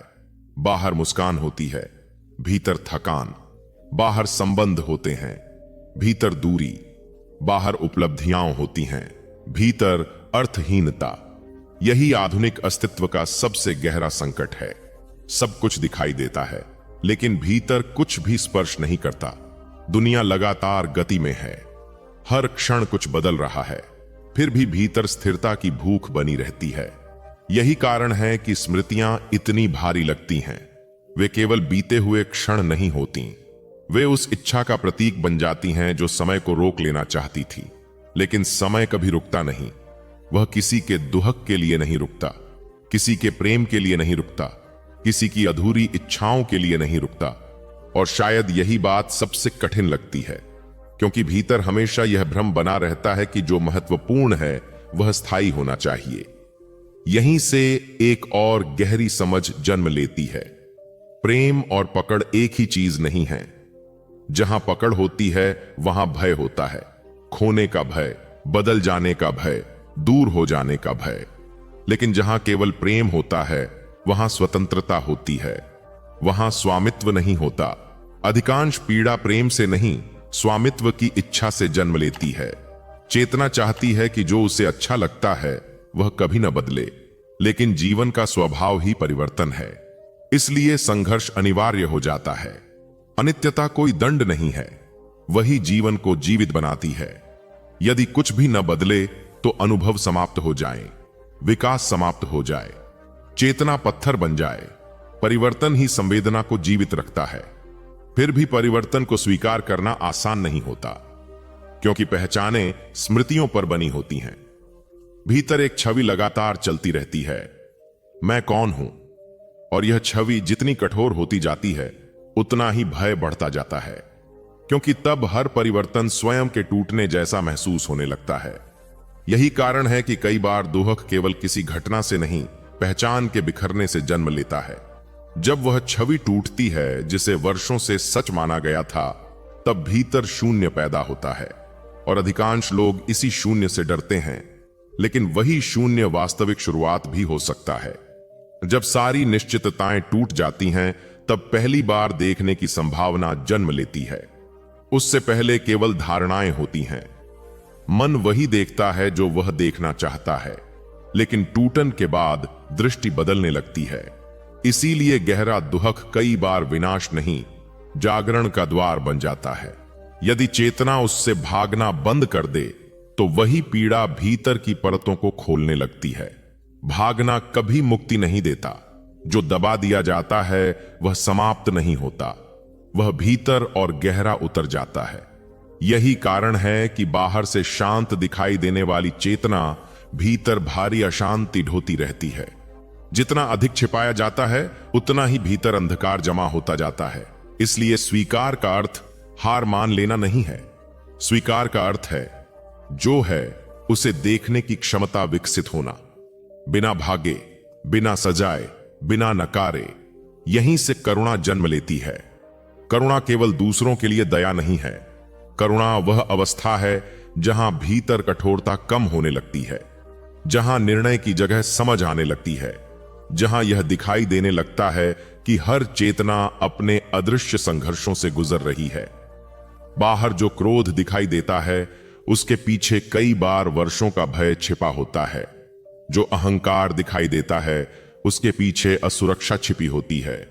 जो कठोरता दिखाई देती है उसके पीछे दबा हुआ दुहक होता है।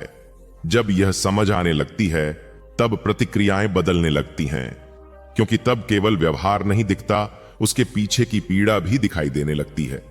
लेकिन करुणा का अर्थ यह नहीं कि अंधकार को सही ठहरा दिया जाए। करुणा का अर्थ केवल इतना है कि चेतना किसी को केवल उसकी भूलों से पहचानना बंद कर दे, क्योंकि परिवर्तन की संभावना हर क्षण मौजूद रहती है। यदि परिवर्तन असंभव होता तो जीवन केवल पुनरावृत्ति बन जाता। तब सीखने का कोई अर्थ नहीं रहता, तब अनुभव केवल बोझ बन जाते। चेतना का सबसे बड़ा बंधन स्मृतियां नहीं है, स्मृतियों के साथ बनी पहचान है।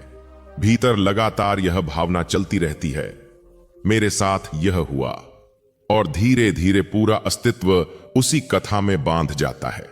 यही कारण है कि कई लोग वर्तमान में नहीं जीते, वे अपने अतीत की निरंतर प्रतिध्वनि में जीते रहते हैं।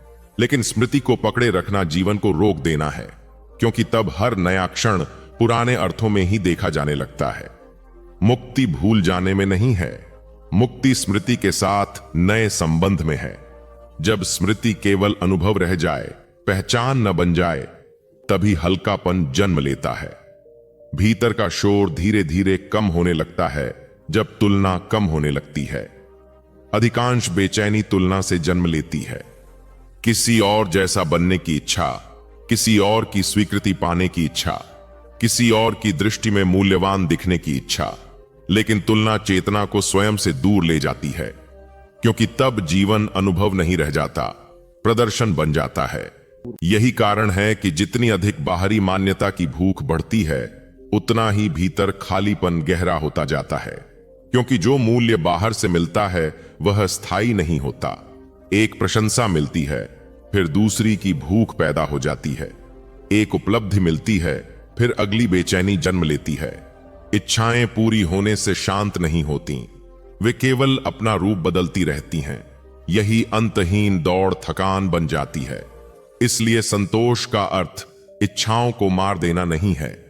संतोष का अर्थ है भीतर उस केंद्र को पहचान लेना जो लगातार कमी का भ्रम पैदा करता रहता है।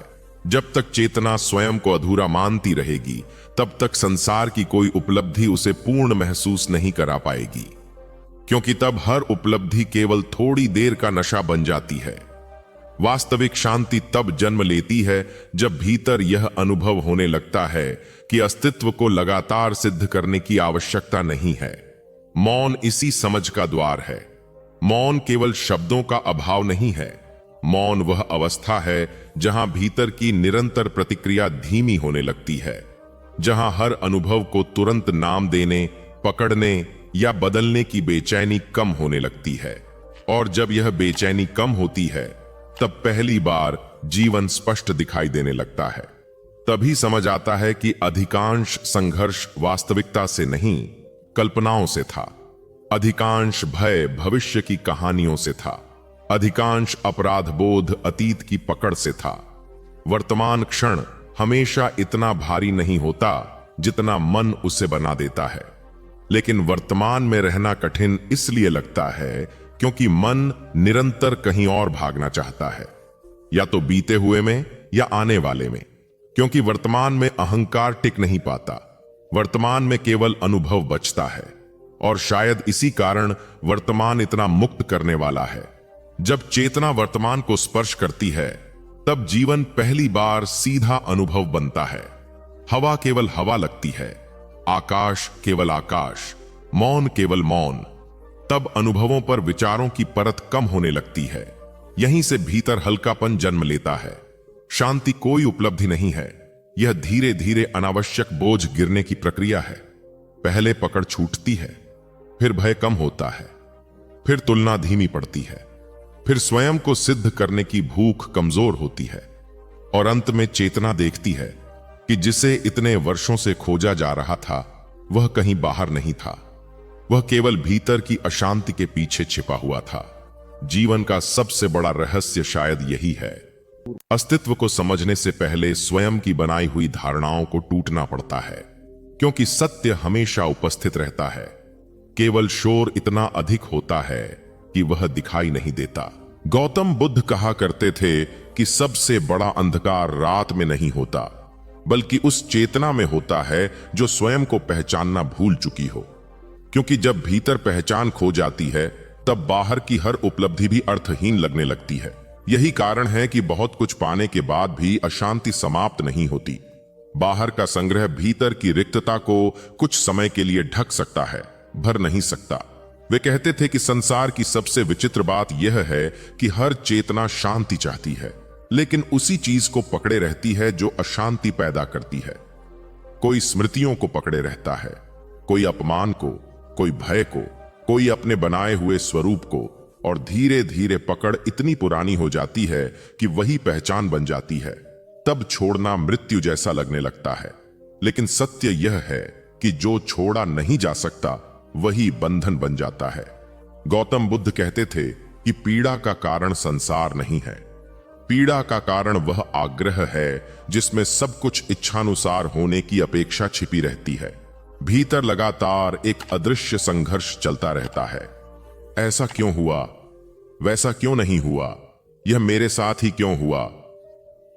और यही संघर्ष चेतना को वर्तमान से दूर ले जाता है। वर्तमान कभी उतना भारी नहीं होता जितना स्मृतियां और कल्पनाएं उसे बना देती हैं। बीता हुआ लौट नहीं सकता, फिर भी चेतना उसे बदलने की कोशिश करती रहती है।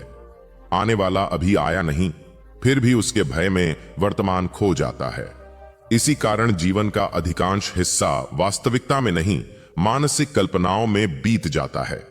बुद्ध कहा करते थे कि यदि किसी को स्वयं को समझना है तो उसे पहले अपने भीतर के शोर को देखना होगा, क्योंकि भीतर निरंतर विचार चलते रहते हैं।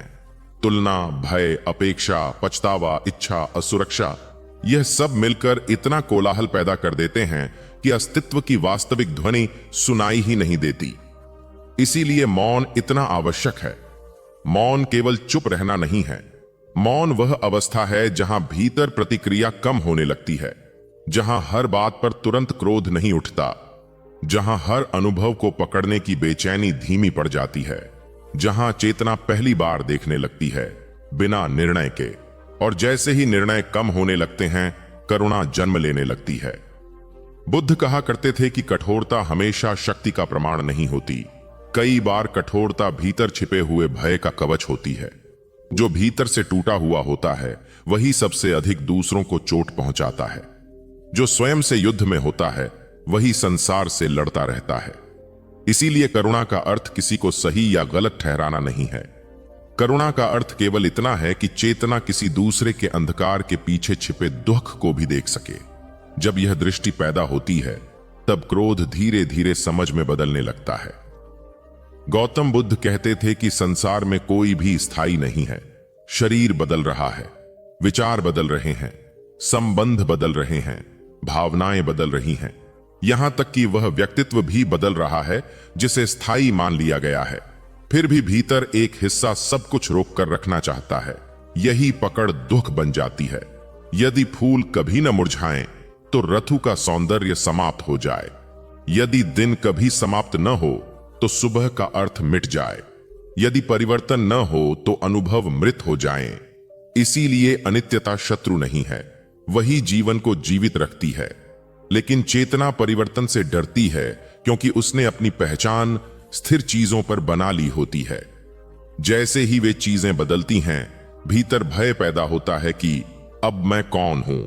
यहीं से वास्तविक खोज शुरू होती है। जब सारी बाहरी पहचानें टूटने लगती हैं तब पहली बार भीतर झांकने की संभावना जन्म लेती है। उससे पहले जीवन केवल भूमिका होता है। कोई सम्मान की भूमिका निभा रहा होता है, कोई सफल होने की, कोई मजबूत दिखने की। लेकिन बहुत कम चेतनाएं स्वयं को बिना किसी भूमिका के देख पाती हैं। और जब पहली बार यह अनुभव होता है कि भीतर जो वास्तविक है उसे किसी प्रमाण की आवश्यकता नहीं, तब हल्कापन जन्म लेने लगता है। बुद्ध कहा करते थे कि सबसे बड़ी स्वतंत्रता संसार छोड़ने में नहीं है, सबसे बड़ी स्वतंत्रता भीतर की पकड़ ढीली होने में है। क्योंकि बंधन बाहर कम, भीतर अधिक होते हैं। कोई स्मृति से बंधा है, कोई भय से, कोई इच्छा से, कोई तुलना से, कोई स्वयं की बनाई हुई छवि से। और जब तक ये बंधन बने रहते हैं तब तक बाहर की स्वतंत्रता भी अधूरी रहती है। इसीलिए ध्यान केवल आंखें बंद करना नहीं है, ध्यान स्वयं को बिना भागे देखना है। भीतर जो चल रहा है उसे समझना है, बिना दबाए, बिना सजाए, बिना नकारे। शुरुआत में यह कठिन लगता है क्योंकि चेतना वर्षों से भागने की आदी होती है।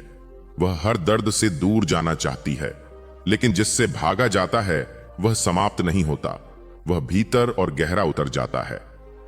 बुद्ध कहा करते थे कि अंधकार से लड़ो मत, दीपक जलाओ, और दीपक समझ का होता है। जैसे ही देखने की क्षमता बढ़ती है वैसे ही भ्रम टूटने लगते हैं। तब दिखाई देता है कि अधिकांश दुख वास्तविकता से नहीं, अपेक्षाओं से पैदा हुआ था। अधिकांश भय भविष्य की कल्पनाओं से पैदा हुआ था। अधिकांश अपराध बोध अतीत को पकड़े रहने से पैदा हुआ था, और अधिकांश अशांति स्वयं को लगातार सिद्ध करने की थकान से पैदा हुई थी। जब यह सब धीरे धीरे स्पष्ट होने लगता है तब भीतर एक नया मौन जन्म लेता है। यह मृत मौन नहीं होता, यह जीवित मौन होता है। इस मौन में संवेदना रहती है लेकिन बोझ नहीं, प्रेम रहता है लेकिन स्वामित्व नहीं, स्मृतियां रहती हैं लेकिन पकड़ नहीं। और शायद यही शांति है। शांति का अर्थ यह नहीं कि जीवन में कभी दुख नहीं आएगा। शांति का अर्थ केवल इतना है कि अब दुख चेतना को पूरी तरह अंधकार में नहीं डुबो पाएगा, क्योंकि अब भीतर देखने की ज्योति जल चुकी होती है। और गौतम बुद्ध कहते थे, जिस दिन भीतर देखने की क्षमता जाग जाती है उसी दिन यात्रा समाप्त नहीं होती। वास्तव में उसी दिन पहली बार वास्तविक यात्रा शुरू होती है। गौतम बुद्ध कहा करते थे कि जीवन का सबसे बड़ा भ्रम यह है कि चेतना सोचती है जब सब कुछ ठीक हो जाएगा तब शांति मिल जाएगी, लेकिन कभी सब कुछ ठीक नहीं होता। समय हमेशा कुछ न कुछ बदलता रहता है। कभी परिस्थितियां बदलती हैं, कभी संबंध, कभी शरीर, कभी भावनाएं और कभी स्वयं की पहचान। इसीलिए जो शांति परिस्थितियों पर टिकी हो वह स्थायी नहीं हो सकती। बहुत कम चेतनाएं यह समझ पाती हैं कि अशांति बाहर की घटनाओं से पहले भीतर की व्याख्याओं से जन्म लेती है। एक ही घटना किसी को तोड़ देती है और वही किसी दूसरे को गहरा बना देती है। इसका कारण घटना नहीं, देखने का तरीका होता है। बुद्ध कहते थे कि भीतर जो समझ नहीं पाया गया वही पीड़ा बनकर बार बार लौटता है। जिस दुख को दबा दिया जाता है वह समाप्त नहीं होता, वह व्यवहार में उतर जाता है, वाणी में उतर जाता है, दृष्टि में उतर जाता है, और धीरे धीरे पूरा अस्तित्व भारी होने लगता है। इसीलिए भूल जाना उपचार नहीं है, समझ लेना उपचार है। बहुत लोग सोचते हैं कि समय हर घाव भर देता है, लेकिन समय केवल उन घावों को ढक देता है जिन्हें चेतना देखने के लिए तैयार नहीं होती। भीतर वे वैसे ही बने रहते हैं, फिर एक छोटी सी घटना उन्हें दोबारा जगा देती है। यही कारण है कि कुछ लोग वर्षों बाद भी उसी पीड़ा में जीते रहते हैं। बुद्ध कहा करते थे कि स्मृति समस्या नहीं है, समस्या उस स्मृति से बनी हुई पहचान है। धीरे धीरे चेतना अपने ही दुहक की कहानी बन जाती है, फिर हर अनुभव उसी कहानी के भीतर से देखा जाने लगता है। यदि भीतर यह धारणा बैठ जाए कि सब कुछ छिन जाता है, तब प्रेम भी भय बन जाता है। यदि भीतर यह धारणा बैठ जाए कि कोई साथ नहीं देता, तब निकटता भी असुरक्षा बन जाती है। यदि भीतर यह धारणा बैठ जाए कि मैं पर्याप्त नहीं हूं, तब उपलब्धियां भी खाली लगने लगती हैं। इसलिए बाहरी परिवर्तन से पहले भीतर की दृष्टि बदलना आवश्यक है। गौतम बुद्ध कहते थे कि संसार का सबसे कठिन कार्य स्वयं को ईमानदारी से देखना है, क्योंकि चेतना हमेशा अपने भ्रम बचाना चाहती है। वह स्वयं को वैसा नहीं देखना चाहती जैसी वह वास्तव में है। वह एक सुंदर छवि बनाती है और उसी में जीती रहती है, लेकिन सत्य छवियों में नहीं मिलता। सत्य तब दिखाई देता है जब भीतर का दिखावा टूटने लगता है, जब पहली बार यह स्वीकार होता है कि भय है, असुरक्षा है, ईर्ष्या है, अकेलापन है। तब परिवर्तन शुरू होता है। उससे पहले केवल अभिनय चलता रहता है। बुद्ध कहा करते थे कि अधिकांश लोग जीवन नहीं जीते, केवल प्रतिक्रिया देते रहते हैं। कोई शब्द मिला और क्रोध उठ गया, कोई अस्वीकृति मिली और भीतर हीनता भर गई, कोई प्रशंसा मिली और अहंकार जाग गया। चेतना बाहरी घटनाओं की कठपुतली बन जाती है, लेकिन जागरूकता वही क्षण है जब भीतर देखने वाला जन्म लेने लगता है, जो क्रोध को भी देख सके, भय को भी, लालसा को भी, और उनसे पूरी तरह बह न जाए। यही ध्यान की शुरुआत है। ध्यान किसी विशेष मुद्रा का नाम नहीं है। ध्यान वह क्षमता है जहां भीतर चल रही हर प्रक्रिया दिखाई देने लगती है, और जैसे ही देखने की क्षमता गहरी होती है, वैसे ही प्रतिक्रियाएं धीमी होने लगती हैं। फिर क्रोध तुरंत विस्फोट नहीं बनता, दुहक तुरंत निराशा नहीं बनता, भय तुरंत भागने की इच्छा नहीं बनता। भीतर थोड़ा अंतर आ जाता है, और यही अंतर स्वतंत्रता का पहला द्वार है। गौतम बुद्ध कहते थे कि पकड़ ही दुहक है। जितना अधिक चेतना पकड़ती है, उतना अधिक भय पैदा होता है। जो धन को पकड़ता है वह खोने से डरता है, जो संबंधों को पकड़ता है वह बिछड़ने से डरता है, जो अपनी छवि को पकड़ता है वह अपमान से डरता है। लेकिन जहां पकड़ नहीं होती, वहां जीवन हल्का होने लगता है। इसका अर्थ यह नहीं कि प्रेम समाप्त हो जाए।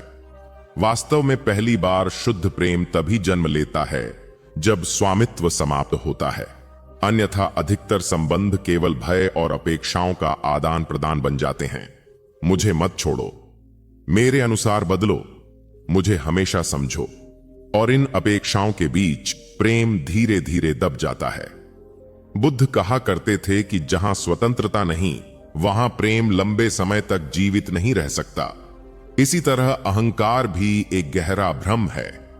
अहंकार हमेशा स्वयं को किसी न किसी तुलना में परिभाषित करता है, किसी से बड़ा, किसी से बेहतर, किसी से अधिक योग्य, और यदि तुलना न मिले तो अहंकार बेचैन होने लगता है। इसीलिए तुलना कभी समाप्त नहीं होती। एक उपलब्धि के बाद दूसरी, एक पहचान के बाद दूसरी, एक मंजिल के बाद दूसरी, लेकिन भीतर का खालीपन वहीं बना रहता है। बुद्ध कहते थे कि जिस चेतना ने स्वयं को जान लिया, उसके लिए तुलना अर्थहीन हो जाती है, क्योंकि तब मूल्य बाहर से नहीं आता। तब अस्तित्व को लगातार सिद्ध करने की आवश्यकता समाप्त होने लगती है, और शायद यही सबसे बड़ा विश्राम है। जीवन से नहीं, स्वयं को साबित करने की निरंतर थकान से विश्राम। गौतम बुद्ध कहा करते थे कि भीतर दो दिशाएं हमेशा साथ चलती हैं।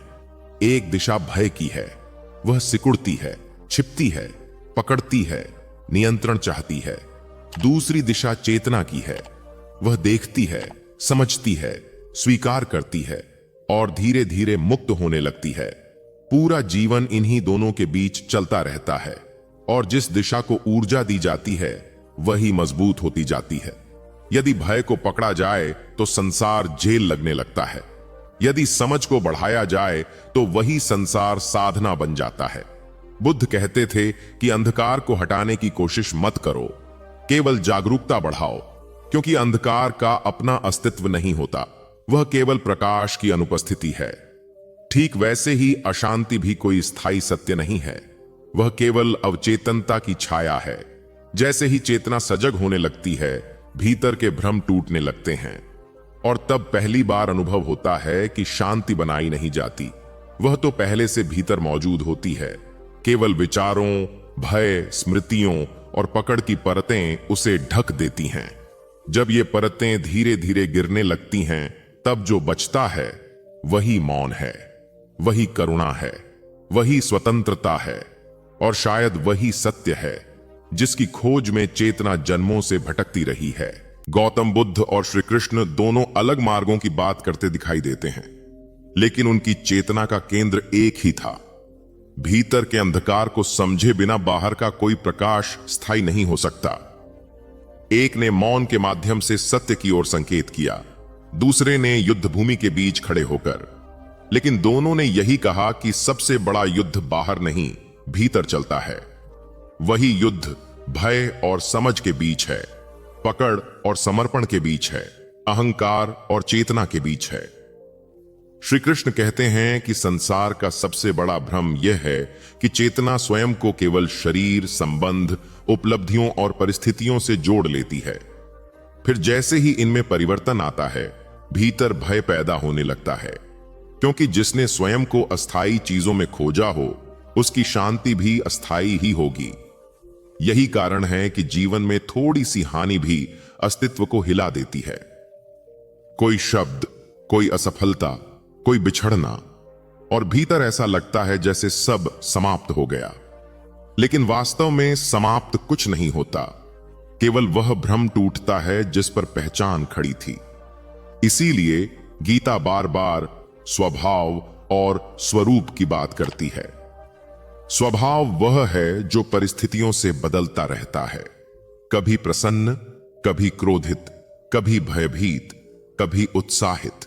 लेकिन स्वरूप वह है जो इन सब के पीछे मौन साक्षी की तरह उपस्थित रहता है। समस्या यह है कि अधिकांश चेतनाएं पूरे जीवन लहरों को ही स्वयं मानती रहती हैं, समुद्र को नहीं। इसलिए हर छोटी हलचल उन्हें डुबो देती है। गौतम बुद्ध कहते थे कि चेतना का सबसे बड़ा दुख यह नहीं कि जीवन बदलता है, वास्तविक दुख यह है कि भीतर का मन परिवर्तन को स्वीकार नहीं करना चाहता। वह हर अनुभव को स्थायी बनाकर पकड़ लेना चाहता है। यदि सुख मिला है तो वह चाहता है कि वह कभी समाप्त न हो। यदि प्रेम मिला है तो वह चाहता है कि उसमें कभी दूरी न आए। यदि सम्मान मिला है तो वह चाहता है कि वह हमेशा बना रहे। लेकिन अस्तित्व का स्वभाव प्रवाह है। जहां प्रवाह को रोका जाता है वहीं पीड़ा जन्म लेती है। श्री कृष्ण अर्जुन से कहते हैं कि जो बदलने वाला है उसके बदलने पर शोक करना अज्ञान है। इसका अर्थ यह नहीं कि संवेदना समाप्त हो जाए। इसका अर्थ केवल इतना है कि परिवर्तन को जीवन का स्वभाव समझा जाए। क्योंकि यदि हर पतझड़ को विनाश समझ लिया जाए तो कभी यह दिखाई नहीं देगा कि उसी पतझड़ के बाद नए पत्ते जन्म लेते हैं। लेकिन चेतना को यह समझ बहुत देर से आती है। पहले वह हर टूटन को अंत मानती है, हर असफलता को अपमान, हर अकेलेपन को अभिशाप। और इसी संघर्ष में धीरे धीरे भीतर कठोरता जमा होने लगती है। बाहर से जीवन चलता रहता है, लेकिन भीतर संवेदनाएं पत्थर बनने लगती हैं। यही आधुनिक अस्तित्व का सबसे गहरा संकट है। लोग जीवित दिखाई देते हैं, लेकिन भीतर से अनुभव करना भूल चुके होते हैं। बुद्ध कहते थे कि जिस दिन संवेदना मरने लगती है उसी दिन चेतना भीतर से सूखने लगती है, क्योंकि संवेदनशील होना ही जीवित होने का प्रमाण है। दुख महसूस होना कमजोरी नहीं है, प्रेम में टूट जाना कमजोरी नहीं है, आंसू कमजोरी नहीं है। वास्तविक कमजोरी तब शुरू होती है जब भीतर अनुभव करने की क्षमता ही समाप्त होने लगे। लेकिन संसार ने शक्ति की जो परिभाषा बनाई है उसमें संवेदना के लिए बहुत कम स्थान छोड़ा गया है। लोगों को बचपन से सिखाया जाता है कि कठोर बनो, मजबूत बनो, किसी के सामने मत टूटो। धीरे धीरे भीतर इतना दबाव जमा हो जाता है कि चेतना स्वयं से ही दूर होने लगती है। बाहर व्यक्तित्व बनता रहता है, भीतर रिक्तता बढ़ती रहती है। श्री कृष्ण कहते हैं कि जो स्वयं से दूर हो गया वह संसार में कुछ भी पाले संतोष नहीं पा सकता, क्योंकि संतोष किसी उपलब्धि का परिणाम नहीं है। संतोष भीतर की संगति है। जब भीतर विरोध कम होने लगता है तब शांति जन्म लेने लगती है। लेकिन भीतर सबसे बड़ा विरोध किससे होता है? स्वयं से। चेतना लगातार स्वयं को किसी और जैसा बनाने की कोशिश करती रहती है, किसी और की तरह सफल, किसी और की तरह सम्मानित, किसी और की तरह सुंदर, किसी और की तरह शक्तिशाली। तुलना धीरे धीरे इतना गहरा विष बन जाती है कि अस्तित्व का प्राकृतिक स्वरूप दबने लगता है। फिर जीवन अनुभव नहीं रह जाता, प्रतियोगिता बन जाता है। इसीलिए बुद्ध कहते थे कि तुलना वहीं जन्म लेती है जहां आत्मबोध अनुपस्थित हो। जिसने स्वयं को जान लिया उसके लिए तुलना का अर्थ समाप्त होने लगता है, क्योंकि तब मूल्य बाहर की स्वीकृति से नहीं आता। लेकिन आत्मबोध कोई विचार नहीं है, यह केवल किताबों से नहीं आता, यह भीतर उतरने से आता है, स्वयं को देखने से आता है। और स्वयं को देखना संसार का सबसे कठिन कार्य है, क्योंकि भीतर केवल प्रकाश नहीं है, वहां भय भी है, ईर्ष्या भी है, अहंकार भी है, असुरक्षा भी है, पकड़ भी है। और जब चेतना पहली बार इन्हें बिना भागे देखती है तभी परिवर्तन शुरू होता है। उससे पहले केवल दमन चलता रहता है। बुद्ध कहा करते थे कि दबाया गया अंधकार समाप्त नहीं होता, वह केवल रूप बदल लेता है।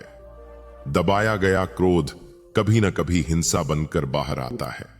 दबाया गया दुहक अवसाद बन जाता है। दबाया गया भय नियंत्रण की इच्छा बन जाता है। इसलिए मुक्ति भागने में नहीं, देखने में है। श्री कृष्ण भी यही कहते हैं कि जो भीतर से अस्पष्ट है वही कर्मों में भ्रम पैदा करता है। जब चेतना स्वयं को नहीं समझती तब हर निर्णय भय से लिया जाता है।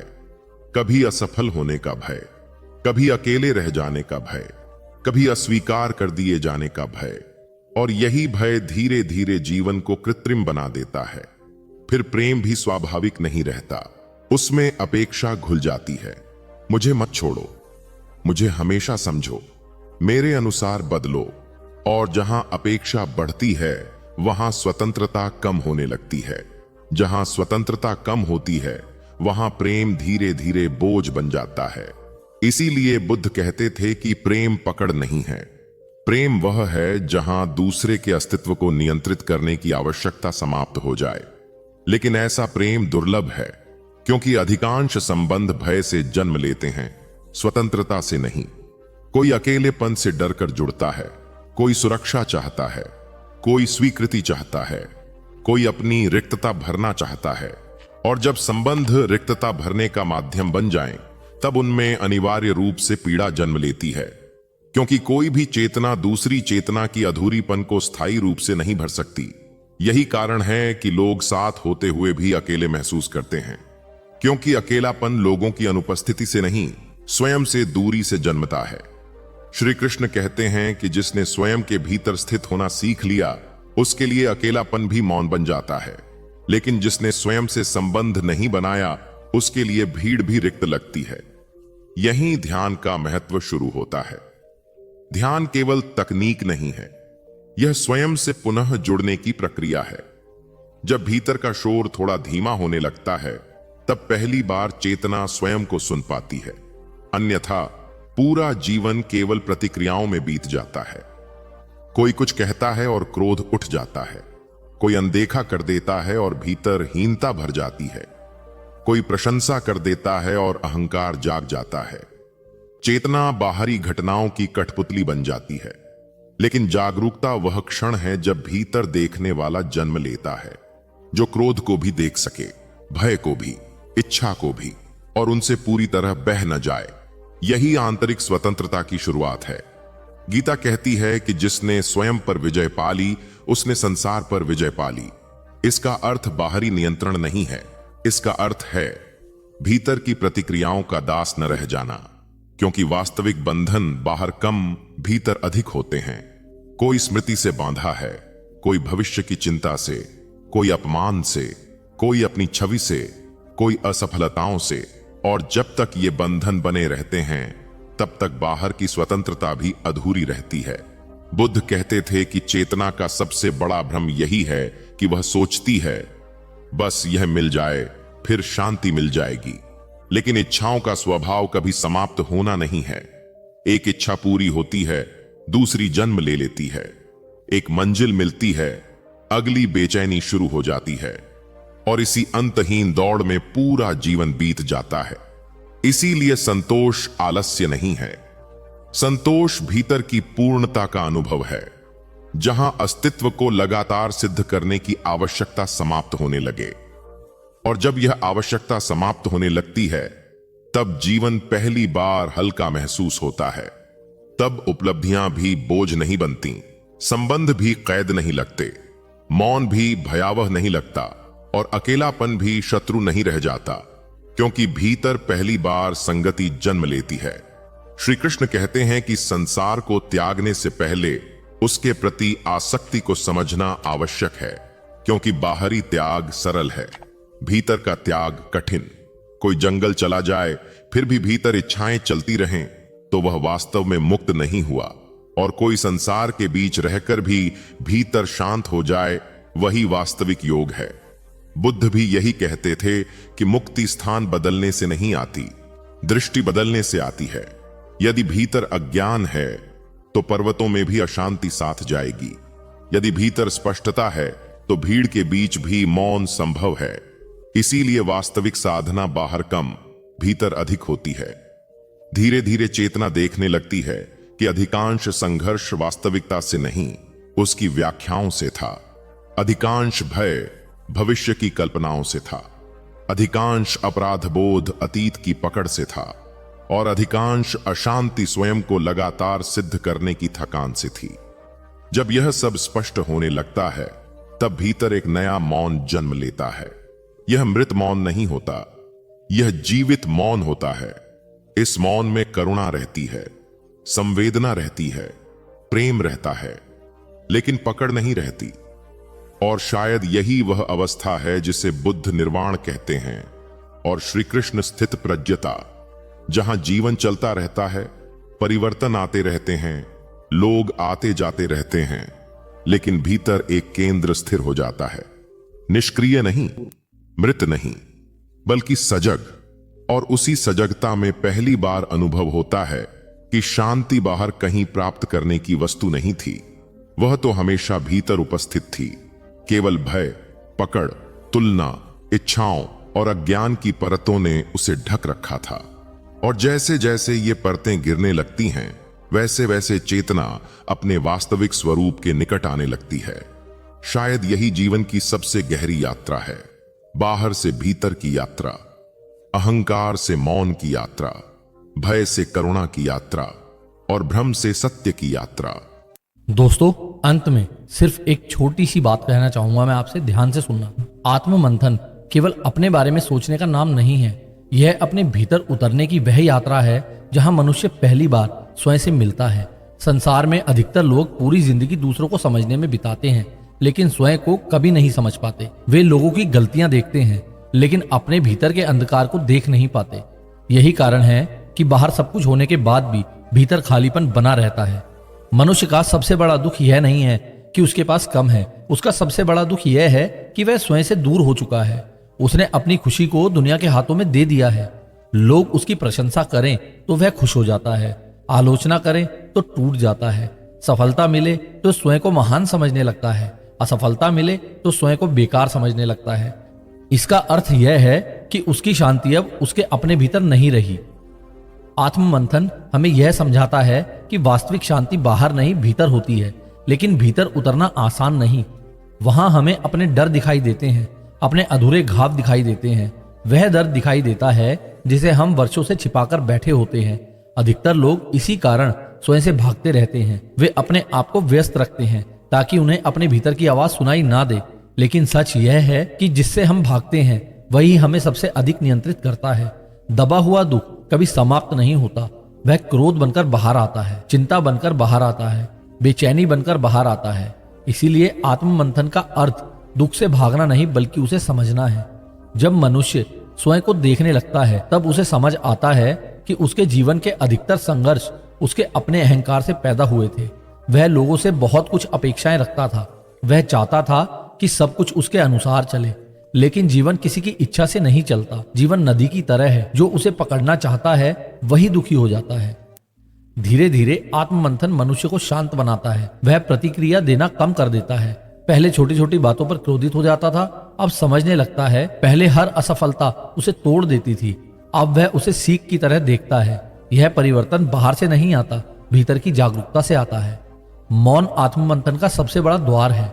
जब मनुष्य कुछ समय अकेले बैठता है बिना किसी शोर के, तब पहली बार वह अपने विचारों को देख पाता है।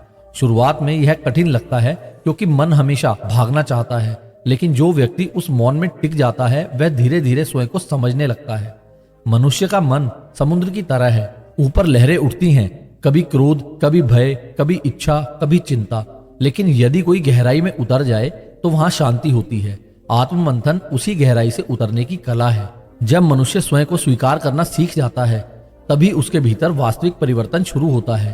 तुलना समाप्त होने लगती है, दिखावा समाप्त होने लगता है। वह समझ जाता है कि हर व्यक्ति की यात्रा अलग है, उसे किसी और जैसा बनने की आवश्यकता नहीं है। अंततः आत्म मंथन हमें एक ही सत्य तक ले जाता है कि जिस शांति को हम पूरी तरह दुनिया में खोज रहे हैं वह हमारे भीतर पहले से मौजूद है। हमें केवल अपने भीतर के शोर को शांत करना है, स्वयं से भागना बंद करना है। क्योंकि जिस दिन मनुष्य बिना डर और बिना मुखौटे के स्वयं को देख लेता है उसी दिन उसके भीतर एक नया जन्म होता है। और अंत में गौतम बुद्ध ने अपने शिष्यों से कहा, मनुष्य संसार में सबसे अधिक इसीलिए नहीं दुखी है क्योंकि उसके पास कुछ कम है, वह इसलिए दुखी है क्योंकि वह हर दिन पूरी दुनिया से मिलता है लेकिन कभी स्वयं से नहीं मिलता। जिस दिन तुम अकेले बैठकर अपने भीतर की आवाज सुन लोगे, उस दिन तुम्हें समझ आ जाएगा कि तुम्हारे सारे प्रश्नों के उत्तर बाहर नहीं, तुम्हारे ही भीतर छुपे हुए हैं। याद रखो, भीड़ हमेशा शोर देती है, लेकिन सत्य हमेशा मौन देता है। यदि आज की है आत्ममंथन की यात्रा आपके हृदय को छू गई हो, यदि आपको उन तीनों भाई बहनों की कहानी पसंद आई हो, यदि इन शब्दों में आपको अपने जीवन की सच्चाई दिखाई दी हो, तो इस सफर का हिस्सा बनने के लिए हमारे चैनल अकेला व्यक्ति हर बार को सब्सक्राइब जरूर कीजिए, क्योंकि यहाँ केवल कहानियां नहीं बल्कि जीवन को देखने का एक नया दृष्टिकोण मिलता है। और नीचे कम्युनिटी सेक्शन में जाकर हमें यह अवश्य बताइए कि आपके जीवन का सबसे बड़ा आत्ममंथन क्या रहा। वह कौन सा क्षण था जब आपने पहली बार स्वयं को सच में समझने की कोशिश की। शायद आपका एक अनुभव किसी और के अंधेरे में जीवन प्रकाश बन जाए। और याद रखिए, ये उपदेश गौतम बुद्ध के थे और इनसे अपने जीवन में आपने क्या उतारा, हमें कमेंट सेक्शन में जरूर बताएं। और हमारी वीडियोस को लाइक करना ना भूलें दोस्तों। अगर आप लोग हमें हाइप करते हैं तो उससे हमें थोड़ा सपोर्ट भी मिलता है। चलिए मिलते हैं फिर किसी और वीडियो में, तब तक के लिए गुड बाय।